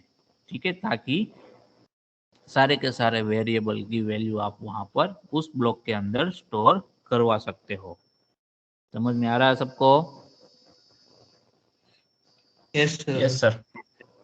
ओके, तो अभी हम इस यूनियन के लिए हम ब्लॉक क्रिएट करेंगे। प्रोग्रामिंग टर्मिनल पे चले जाते हैं हम, ठीक है, और देखते हैं कि यूनियन किस तरीके से काम करता है। तो यहाँ पर जो हमारा स्ट्रक्चर है ये पूरा का पूरा मैं यहाँ कहाँ कर देता हूँ, सारे के सारा प्रोग्राम को डिलीट कर देता हूँ। यहाँ पर हमारा यूनियन का ब्लॉक बनाएंगे हम, और उसका नाम भी हम फॉर एग्जांपल स्टूडेंट रखते हैं।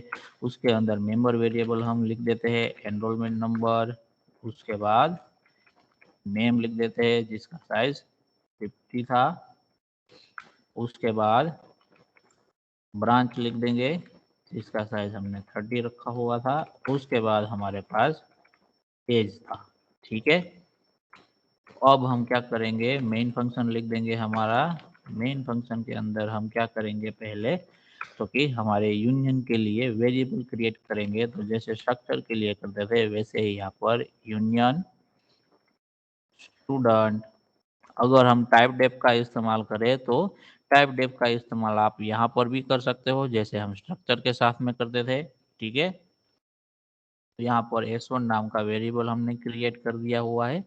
अब हम पहले तो देख लेंगे कि s1 वेरिएबल है उसको मेमोरी में स्पेस कितने बाइट की एलोकेट हुई है। तो यहाँ पर हम printf लिख देंगे परसेंटेज lu, और यहाँ पर साइज ऑफ s1 वेरिएबल। ठीक है, ताकि हमें पता चलेगा कि हमारा जो यूनियन वेरिएबल है उसको मेमोरी में कितनी साइज एलोकेट होती है।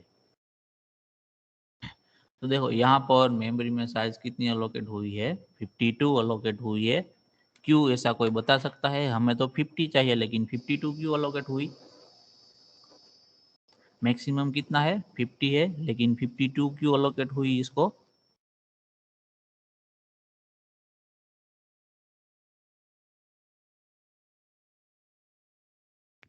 दो कैरेक्टर वेरिएबल, सॉरी, दो कैरेक्टर वेरिएबल है इसलिए। 2 कैरेक्टर वेरिएबल इसलिए नहीं।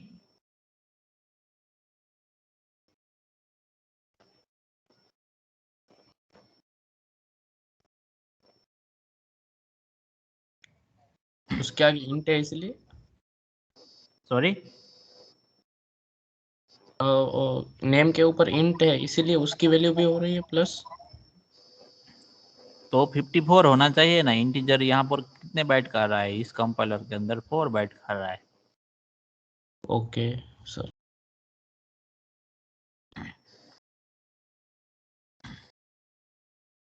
ओके, तो यहाँ पर देखो मैं बता देता हूँ कि कंपाइलर के अंदर जब कभी भी मेमोरी एलोकेशन होता है तो किसी ना किसी नंबर के मल्टीपल में वो क्या होता है, अलोकेट होता है। ठीक है, कहीं कंपाइलर में वो 2 होता है, कहीं कंपाइलर में वो 4 होता है, कहीं के अंदर वो 8 होता है। ठीक है, तो अगर आपने पेन ड्राइव परचेज किया होगा तो ऑलवेज किसके मल्टीपल में आता है, 8 के मल्टीपल में उसका जो स्टोरेज कैपेसिटी होता है वो अवेलेबल होता है, अगर अभी कभी आपने गौर किया होगा तो। ठीक है, 1 GB इज इक्वल टू कितना बाइट्स होगा, 1024 बाइट तो होगा। ठीक है, तो जो स्टोरेज डिवाइस आपको मिल रहे हैं वो 8 के मल्टीपल में मिल रहे हैं। ठीक है, यहाँ पर जो हमारा कंपाइलर है वो डेट मेमोरी अलोकेट कर रहा है, वो किसके मल्टीपल में कर रहा है, 4 के मल्टीपल में कर रहा है। ठीक है, तो 4 के मल्टीपल में कर रहा है तो इसका मतलब अगर आप 52 को डिवाइड करोगे तो क्या होगा, 4 से डिवाइड करोगे तो कितना आंसर मिलेगा आपको,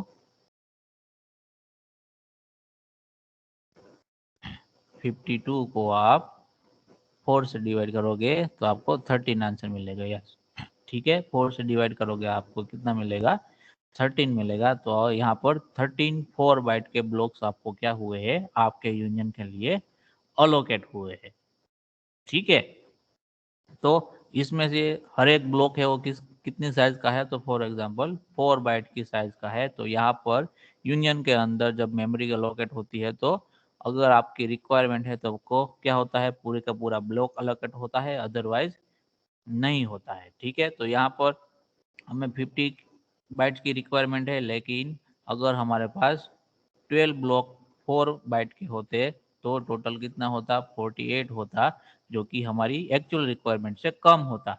तो उसने क्या कर दिया, एक एक्स्ट्रा 4 बाइट का ब्लॉक आपको अलोकेट कर दिया और टोटल आपका साइज कितना हो गया, 52। अगर ज़्यादा है तो कोई प्रॉब्लम नहीं है, लेकिन कम नहीं होना चाहिए, इसलिए यहाँ पर हमें 52 का साइज मिल रहा है। समझ में आ रहा है सबको? Yes sir. Yes, sir. तो ये जो आंसर रहता है कि कितना ब्लॉक अलोकेट होते हैं, यानी कि ईच ब्लॉक कितनी साइज का है, वो कंपाइलर टू कंपाइलर आपका डिफरेंट रहेगा। ठीक है, तो इसलिए यहाँ पर हमारी तो मेमोरी अलोकेट हुई है वो कितनी हुई है, 52। लेकिन अगर सेम जो मेंबर वेरिएबल है जब हम स्ट्रक्चर के अंदर इस्तेमाल करते थे तब हमें कितने मिलते थे, उसका साइज तो कि 88 बाइट मिलता था। और यूनियन में हमें कितना मिल रहा है, जो कि मैक्सिमम कोई भी एक मेंबर वेरिएबल को स्टोर करने के लिए रिक्वायर्ड हो उतना ही साइज हम यहाँ पर यूज कर रहे हैं मेमोरी के अंदर। समझ में आ रहा है सबको? Yes sir. अब हम क्या करेंगे, स्ट्रक्चर के मेंबर वेरिएबल को एक्सेस करेंगे तो वो किस तरीके से हम कर पाएंगे, तो उसको हमें क्या करना होगा, 1 बाय 1 एक्सेस करना होगा। अगर एक ही साथ में सबको एक्सेस करेंगे तो क्या होगा वो भी हम देख लेते हैं यहाँ पर। ठीक है,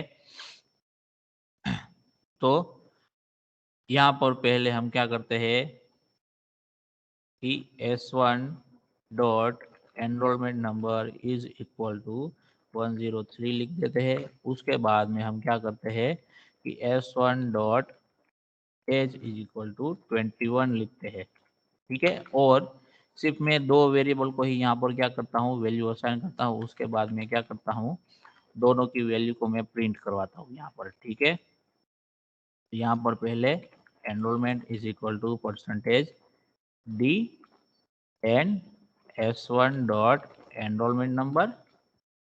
उसके बाद में लिखता हूँ प्रिंटफ। दूसरा है आपका age is equal to percentage D S1 dot age. अब देखते हैं हमें आंसर क्या मिलता है यहाँ पर। सॉरी, यहाँ पर घुमाएगा। देखो यहाँ पर आंसर हमें दोनों में क्या मिला, वापस से रन कर देता हूँ। तो आंसर हमें क्या मिला, यहाँ पर दोनों का 21 मिला, क्योंकि हमने एनरोलमेंट को कौन सी वैल्यू दी थी, तो कि 103। लेकिन उसके तुरंत बाद हमने क्या कर दिया, एज के लिए वैल्यू को स्टोर कर दी तो पहले जो एनरोलमेंट की वैल्यू स्टोर हुई थी वो क्या हो गई, वहां से निकल गई और एज के लिए वो जो वैल्यू स्टोर की है हमने वो वहां पर आ गई। तो यूनियन में जो भी मेमोरी ब्लॉक असाइन होगा वो एट ए टाइम उसके जो मेंबर वेरिएबल होंगे उनमें से किसी एक वेरिएबल के लिए ही इस्तेमाल होगा। ठीक है, अगर आप इसको एक से ज़्यादा वेरिएबल के लिए इस्तेमाल करोगे तो लास्ट में जो भी वेरिएबल के लिए इस्तेमाल हुआ होगा और उसकी जो भी वैल्यू होगी सिर्फ उसी को ही वो क्या करेगा, रिफर करेगा। जब आप उसको एनरोलमेंट नंबर से प्रिंट करोगे तो उसके लिए एड्रेस तो वही रहेगा, तो उस एड्रेस पर किसकी वैल्यू होगी, तो कि लास्ट में हमने एज की वैल्यू स्टोर की थी तो वो होगी, तो वो उसको रिफर करके आपको दे देगा, लेकिन वो वैल्यू किसकी होगी, एज की होगी। ठीक है, यहाँ पर एक्सेस करने में आपको एरर नहीं दिखाएगा क्योंकि सभी वेरिएबल किसको पॉइंट करे, सेम ब्लॉक है जो हमारा S1 वाला, उसको ही क्या करेंगे, पॉइंट करेंगे, उसी के मेमोरी एड्रेस को पॉइंट करेंगे। समझ में आ रहा है सबको? और Yes, सर sir. ये इनो को सर प्रिंट करके उसके नीचे ही डायरेक्ट प्रिंट कर दे तो? हाँ वही, ठीक है, तो वही मैंने बताया था पहले भी, अभी पीपीटी में बता रहा था कि आपको क्या करना हो कि आपके प्रोग्राम में कभी भी ऐसी सिचुएशन हो कि जब आपको क्या करना है, कोई भी यूजर से रीड करवाना हो और उसके बाद डायरेक्टली इसकी वैल्यू आपको प्रिंट करना हो, उसके बाद दूसरे वेरिएबल की वैल्यू आपको यूजर से रीड करना हो और उसके बाद डायरेक्टली उसको प्रिंट करना हो, ऐसा कभी भी आपके पास टास्क आता है तो ऐसी सिचुएशन में आप क्या कर सकते हो, यूनियन का इस्तेमाल कर सकते हो। ठीक है, तो वो चीज़ अभी हम यहाँ पर इम्प्लीमेंट करके देखेंगे कि किस तरीके से होगा। तो जैसे ही हम रीड करेंगे उसके तुरंत बाद हम उसकी वैल्यू को जहीं पर भी एक्सप्रेशन में यूज़ करना चाहे हम यूज़ कर सकते हैं, लेकिन यहाँ पर हम क्या कर रहे हैं, वो वैल्यू सिर्फ प्रिंट करने के लिए इस्तेमाल करते हैं। अगर आपको किसी भी कंप्यूटेशन में इस्तेमाल करना है तो आप उसके अंदर भी इस्तेमाल कर सकते हो। ठीक है, अगर मैं इस तरीके से प्रोग्राम को एग्जीक्यूट करूंगा अभी, ठीक है, अभी मैं प्रोग्राम को एग्जीक्यूट करूंगा तो अब मुझे दोनों वैल्यू मिलनी चाहिए यहाँ पर।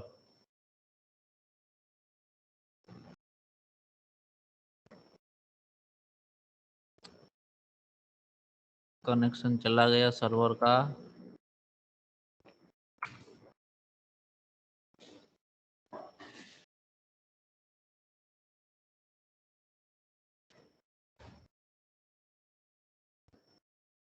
देखो अभी यहाँ पर मुझे दोनों की वैल्यू सही तरीके से मिल रही है क्योंकि हमने यहाँ पर क्या किया है, जो यूनियन का बिहेवियर है, यूनियन ब्लॉक का जो बिहेवियर है उसके हिसाब से हमने यूनियन के मेंबर वेरिएबल को एक्सेस किया, तो हमें सही तरीके से आंसर यहाँ पर मिल रहा है। पहले हमने क्या किया, यहाँ पर हमने डायरेक्टली वैल्यू असाइन कर दी है, यूजर से रीड नहीं किया हुआ है, तो ये क्या हो गया, पहले हमने डेटा को स्टोर करवाया, उसके बाद में हमने उस डेटा को प्रिंट करवा लिया, उसके बाद ये फर्स्ट वेरिएबल का काम खत्म हो गया।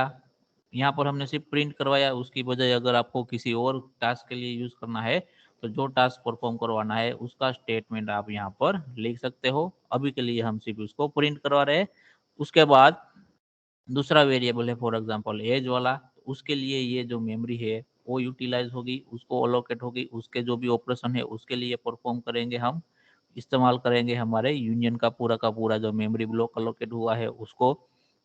उसका काम खत्म हो जाने के बाद हम दूसरे किसी भी वेरिएबल के लिए भी इसका इस्तेमाल कर सकते हैं। तो इस तरीके से यूनियन को जो मेमोरी अलोकेट हुई है वो क्या होगी, उसके जो भी मेंबर वेरिएबल होंगे उन सभी के बीच में क्या होगी, शेयर्ड होगी, यानी कि एक ही एड्रेस होगा और सभी उसको क्या करेंगे, शेयर करेंगे। लेकिन जब कोई भी वेरिएबल उसको एक्सेस करेगा तो पुराने वेरिएबल की जो भी वैल्यू होगी वो कहाँ से वो वहाँ से वाइप आउट हो जाएगी, इरेज हो जाएगी। ठीक है, ये चीज़ आपको ध्यान में रखनी है। समझ में आ रहा है सबको? हाँ सर. तो इस तरीके Okay. से आप नेम और ब्रांच के लिए भी आप यहाँ पर लिख सकते हो। ठीक है, इसमें किसी को कोई डाउट है तो पूछो।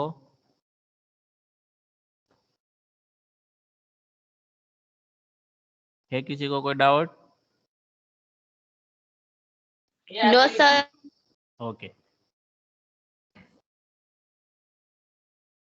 तो अभी आपका एक नेक्स्ट पॉइंट बचा हुआ है।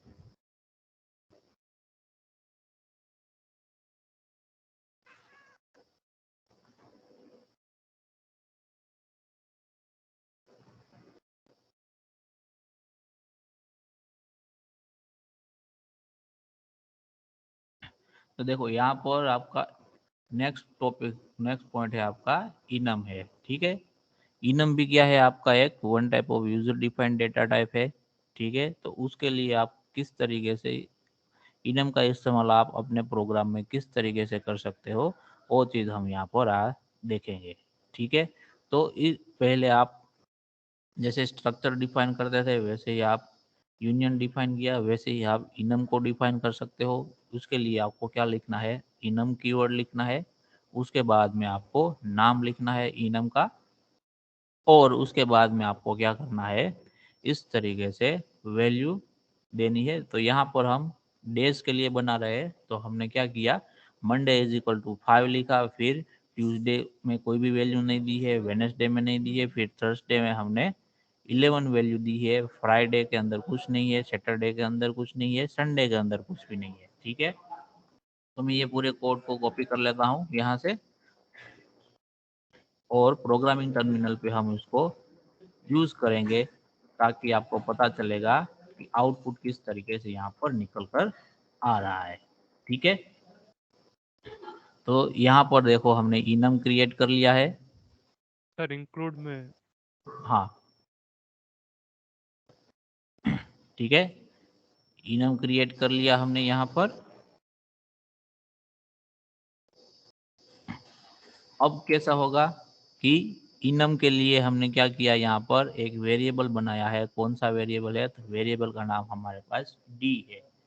डी के अंदर आप क्या करवा सकते हो, यहाँ पर जो भी डिफाइन किए हैं पहले से, उनमें से कोई भी एक वैल्यू आप असाइन कर सकते हो। तो यहाँ पर हमने क्या की है, डी के लिए वैल्यू कौन सी यहाँ पर दी है, तो क्या फ्राइडे। अब बाद में हम फ्राइडे की वैल्यू को हम प्रिंट करवाएंगे किसकी मदद से, तो क्या परसेंटेज डी की मदद से। तो आंसर क्या आएगा वो हम देख लेते हैं यहाँ पर। तो आंसर यहाँ पर क्या मिला आपको, 12 मिला। आंसर क्या मिला आपको, 12। आंसर क्या मिला है आपको, 12। तो वो कैसे होगा, तो जो आपने यहाँ पर इनम डिफाइन किया है उसमें से थर्सडे की वैल्यू आपने क्या यहाँ पर उसको असाइन की है, तो क्या थर्सडे इज इक्वल टू आपने 11 करके रखा हुआ है। तो उसके बाद का जो भी कीवर्ड लिखा होगा उसका वैल्यू क्या होगा, इससे एक ज्यादा होगा, यानी कि नेक्स्ट कंसेक्यूटिव जो भी इंटीजर नंबर होगा वो होगा। उसके बाद में सैटरडे है तो उसका क्या होगा 13, फिर संडे है तो उसका क्या होगा 14। उसी तरीके से अगर मैं यहाँ पर d is equal to Wednesday लिखूंगा तो मुझे आउटपुट क्या प्रिंट होके मिलेगा, कोई 7 बता सकता है? 7. यस, यहाँ पर हम आउटपुट क्या आएगा आपका, यहाँ पर हम देख लेते हैं। ठीक है, 7 बताया आपने, तो यहाँ पर आउटपुट आपका आएगा 7। ऐसा क्यों हुआ, क्योंकि जब कभी भी यहाँ पर देखो इनिशियली मंडे की वैल्यू क्या है आपके पास, मंडे इज इक्वल टू क्या है 5 है। तो उसके बाद जो ट्यूसडे आएगा उसके वैल्यू क्या होगी, इसमें एक इंक्रीमेंट होगा 6। उसके बाद वेडनेसडे आएगा उसका वैल्यू क्या होगा 7 होगा। अगर यहाँ पर बीच में हमने थर्सडे का वैल्यू 11 नहीं किया होता तो थर्सडे का वैल्यू भी क्या होता है, इसके बाद 8 होगा, और फ्राइडे का वैल्यू यहाँ पर 9 होता। लेकिन हमने इन बिटवीन थर्सडे का वैल्यू क्या कर दिया है, 11 कर दिया है। तो जब कभी भी आप इनम का जो पूरा का पूरा सेट होता है उसके अंदर किसी भी एक जो आपका एट्रीब्यूट है, ये सभी को हम क्या बोलेंगे, इनम के एट्रीब्यूट बोलेंगे।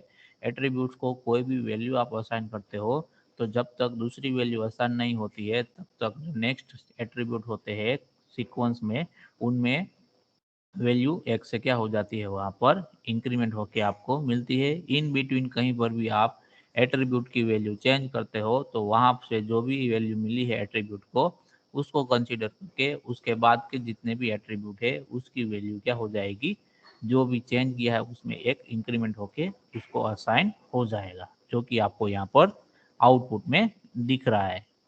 ठीक है, तो इस तरीके से हमें इनम की रिक्वायरमेंट की होगी।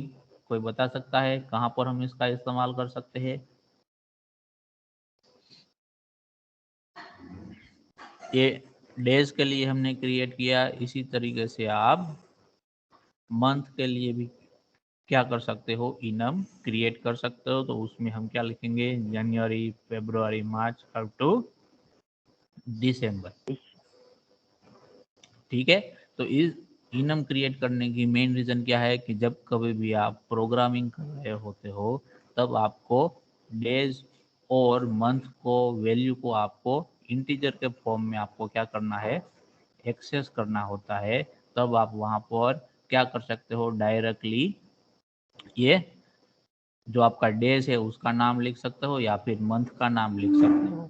ठीक है, तो फॉर एग्जांपल यहाँ पर हमने क्या किया हुआ है कि हमें डी के अंदर वेडनेसडे का डेटा स्टोर करना था, तो हमने वेडनेसडे को हमें क्या करना था, वहां पर हाईलाइट करवाना था। ठीक है, तो मैं क्या करता हूँ, यहाँ पर हमारा जो एग्जाम्पल है उसको और रियलिटी में कन्वर्ट कर देता हूँ 1 और यहाँ पर मैं निकाल देता हूँ। ठीक है, और जब मैं यहाँ पर अब मैं डायरेक्टली वेडनेसडे को मैं प्रिंट करता हूँ। ठीक है, तो या फिर डी को ही मैं प्रिंट करता हूँ, तो अब मुझे उसकी वैल्यू क्या मिलेगी, तो कि 3 मिलेगी। तो हम बोल सकते हैं कि Wednesday is a third day of week. हमारा वीक अगर हम मंडे से काउंट करें कि स्टार्ट होता है तो वेडनेसडे आपका कौन सा होगा, थर्ड डे होगा। समझ में आ रहा है सबको? Yes. Yes sir.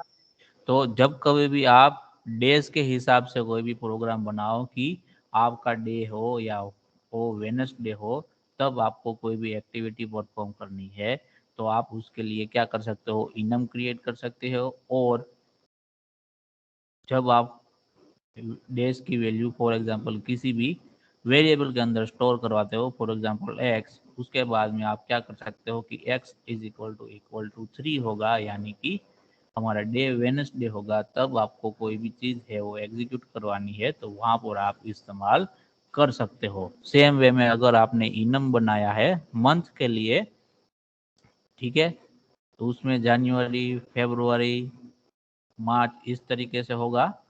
तो आपको जब प्रोग्राम एग्जीक्यूट करोगे तभी आपको क्या करना है, यहाँ पर एक्स लिखो या फिर डायरेक्टली क्या लिख सकते हो कि एक्स इज इक्वल टू 3 लिखो, या फिर आप डायरेक्टली क्या लिख सकते हो, वेडनेसडे। यानी कि आप कोई भी इंटीजर वैल्यू को डायरेक्टली डेज के नेम से एक्सेस कर सकते हो या फिर मंथ के नेम के एक्सेस कर सकते हो। इससे बेनिफिट क्या होगा कि आप प्रोग्राम करोगे तभी आप डायरेक्टली क्या कर पाओगे, जो हम रियलिटी में यूज करते हैं संडे, मंडे, ट्यूसडे, वही डेज का नाम आप वहां पर कोड के अंदर भी इस्तेमाल कर सकते हो। समझ में आ रहा है सबको? Yes sir.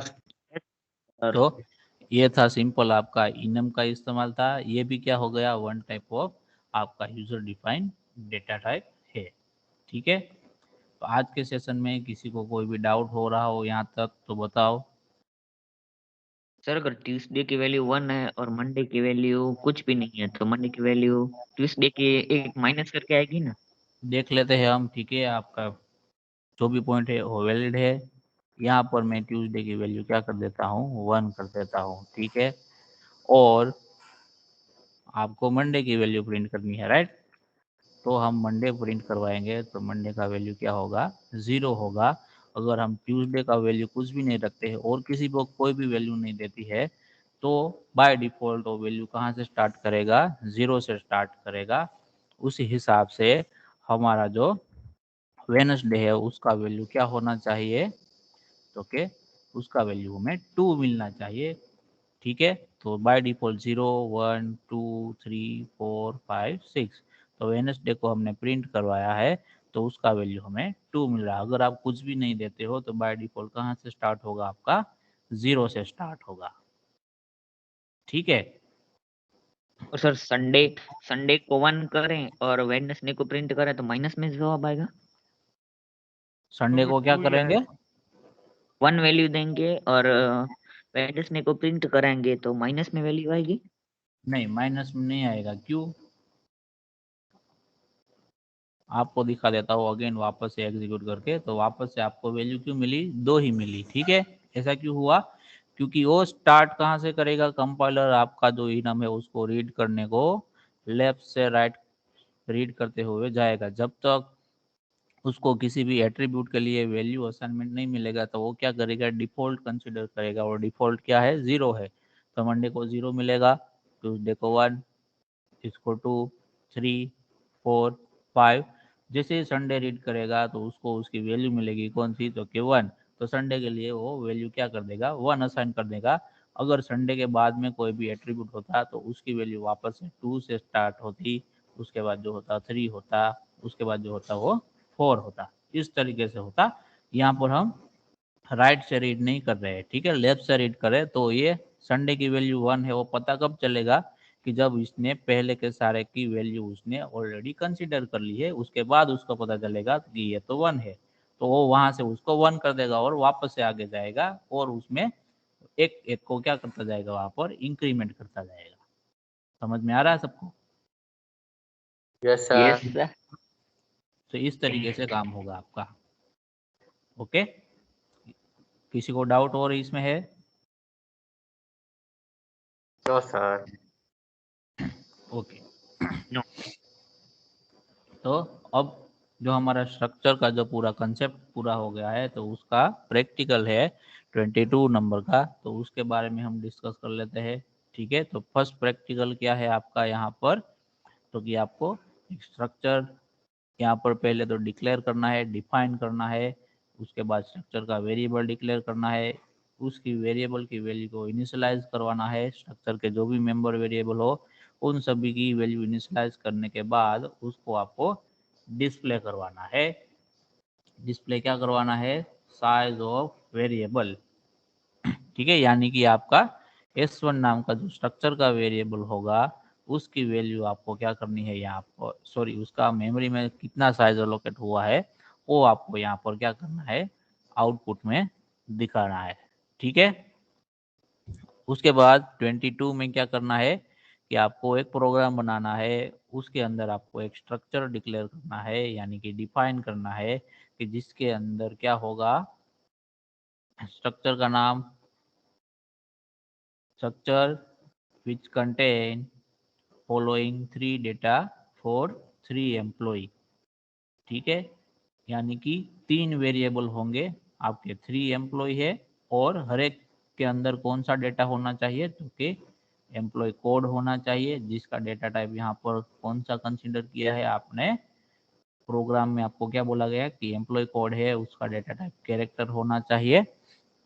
उसके बाद नेम है तो उसका डेटा टाइप भी आपको कैरेक्टर रखना है, और एज आपका है उसका डेटा टाइप इंटीजर रखना है। तो आपके पास यहाँ पर स्ट्रक्चर किस तरीके से बनेगा, तो कि आपका स्ट्रक्चर इस तरीके से आपको डिफाइन करना है, स्ट्रक्ट, उसके बाद आपका स्ट्रक्चर का नाम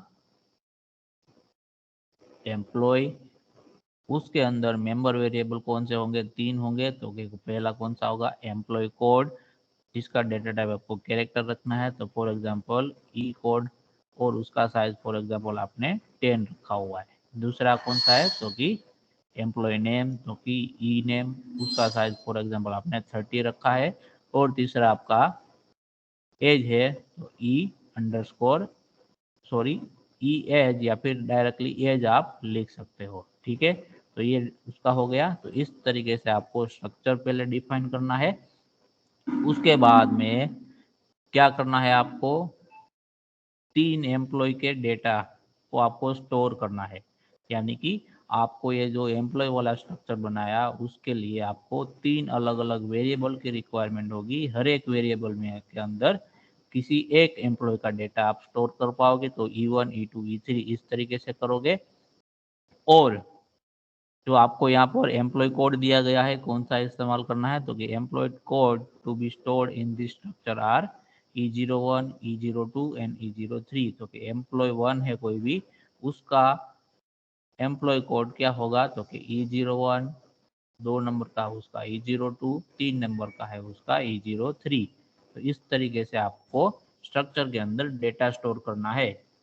कोड आपको सिर्फ दिया है तो कोड का इस्तेमाल आपको करना है, उसका नेम और एज आप अपने हिसाब से सिलेक्ट करके कोई भी डाल सकते हो। समझ में आ गया सबको क्या करना है इसमें? Okay sir. Yes sir. Sir किसी को डिस्प्ले करवाना लास्ट में। हाँ, लास्ट में आपको डिस्प्ले करवाना है, ठीक है। ये स्टोर करने के लिए और स्ट्रक्चर क्रिएट करने का मैंने बात किया, बाद में आपको डिस्प्ले करवाना है सबको, ठीक है। उसके बाद तो इसके लिए आप क्या कर सकते हो, उसके बाद क्या है यहाँ पर नेक्स्ट में store and access enrolment number, name and percentage for 3 student and display it on screen using array.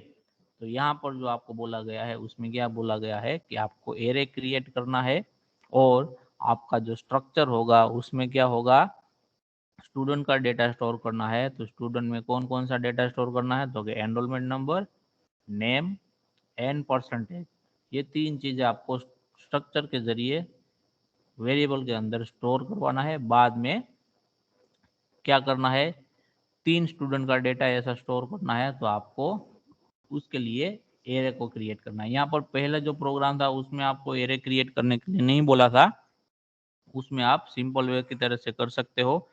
Array का इस्तेमाल करना चाहो तो आप एरे का इस्तेमाल भी कर सकते हो, लेकिन यहाँ पर ये जो प्रोग्राम है उसमें आपको स्ट्रिक्टली बोला गया है कि आपको एरे का इस्तेमाल करना है। तो आप इस तरीके से स्टूडेंट नाम का एरे फॉर एग्जांपल बना सकते हो, या फिर स्टूडेंट रिकॉर्ड नाम का एरे बनाओगे, उसके अंदर आपका स्ट्रक्चर का वेरिएबल होगा, ठीक है। उसके अंदर आप डेटा स्टोर करवाओगे स्ट्रक्चर वेरिएबल के अंदर, और बाद में उसको आपको क्या करना है, डिस्प्ले करवाना है। तो इसके लिए जो एग्जांपल है वो हमने ऑलरेडी बनाया हुआ है, लेकिन वहाँ पर हमारे जो मेंबर वेरिएबल थे वो डिफरेंट थे। कौन कौन से थे, तो वहाँ पर एनरोलमेंट नंबर था, फिर नेम था, 2 तो थे ही, ब्रांच थी और एज थी। एज की जगह यहाँ पर क्या है, परसेंटेज है। तो परसेंटेज के लिए आप कौन सा डेटा टाइप इस्तेमाल करोगे, तो के रियल नंबर होगा उसके अंदर स्टोर करने के लिए, तो हम फ्लोट का इस्तेमाल करेंगे। तो सिर्फ एक चेंज आएगा और एक ब्रांच वाला है वो वहाँ से निकल जाएगा, ठीक है। तो इस तरीके से आप ये 20.3 वाला प्रोग्राम है वो पूरा का पूरा कंप्लीट कर सकते हो। इसमें किसी को कोई डाउट है? No, sir. तो ओके। सर उसके बाद का जो है 20.4 वाला, तो उसमें क्या बोला गया है, तो कि उसमें आपको एक स्ट्रक्चर क्रिएट करना है, ठीक है। और स्ट्रक्चर के अंदर क्या होगा, मेंबर वेरिएबल कौन कौन से होंगे, तो के एनरोलमेंट नंबर, नेम, परसेंटेज, और ये अगेन किसके लिए होगा, 3 स्टूडेंट के लिए होगा, display it on screen using pointer. तो ये सेम टास्क करना है आपको, लेकिन यहाँ पर किसका इस्तेमाल करना है, तो के पॉइंटर का इस्तेमाल करना है आपके स्ट्रक्चर के लिए, ठीक है। उसके बाद है develop C program to declare a union. यहाँ पर देखो आपको प्रोग्राम बनाना है यूनियन के लिए।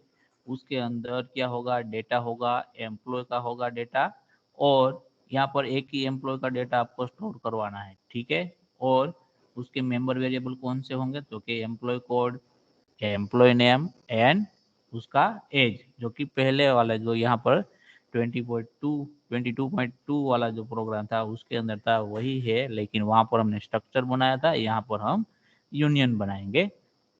और उसके अंदर के जो भी डेटा है उसको हम वहाँ पर पहले ऐड करवाएंगे, बाद में हम 1 बाय 1 क्या करेंगे, उसको जैसे ही हम ऐड करेंगे उसके साथ में हम उसको एक्सेस करते जाएंगे। अगर आपके पास ऐसा कोई केस है, ऐसी सिचुएशन है, तभी आपको क्या करना है, यूनियन का इस्तेमाल करना है। तो वो पूरा का पूरा सिनारियो है वो आपको यहाँ पर क्रिएट करना है यूनियन वाले प्रोग्राम के अंदर। उसके बाद में है कि डेवलप इस program to declare an enum which contain all English month name, ठीक है, एज इन्यूमरेटर। तो जो हम एट्रीब्यूट की बात कर रहे थे उसको हम इन्यूमरेटर भी बोलते हैं और एट्रीब्यूट भी आप वहाँ पर बोल सकते हो। तो यहाँ पर आपका इनम क्रिएट कैसे होगा, तो कि इनम, उसका आपका इनम का नाम क्या रखोगे आप, फॉर एग्जांपल मंथ, और उसके अंदर इन्यूमरेटर और एट्रीब्यूट कौन कौन से होंगे, तो जनवरी, फरवरी, मार्च अप टू दिसंबर, इस तरीके से। तो आप वहाँ पर इनम भी क्रिएट कर सकते हो। ठीक है, समझ में आ रहा है सबको? Yes sir. किसी को कोई डाउट है तो पूछ सकते हो अभी। No no sir. ओके, तो आज का जो सेशन है वो हम यहाँ तक रखते हैं। नेक्स्ट सेशन हमारा जो 2 से 4 के बीच में होगा उसमें हम कुछ आगे के टॉपिक को डिस्कस करेंगे और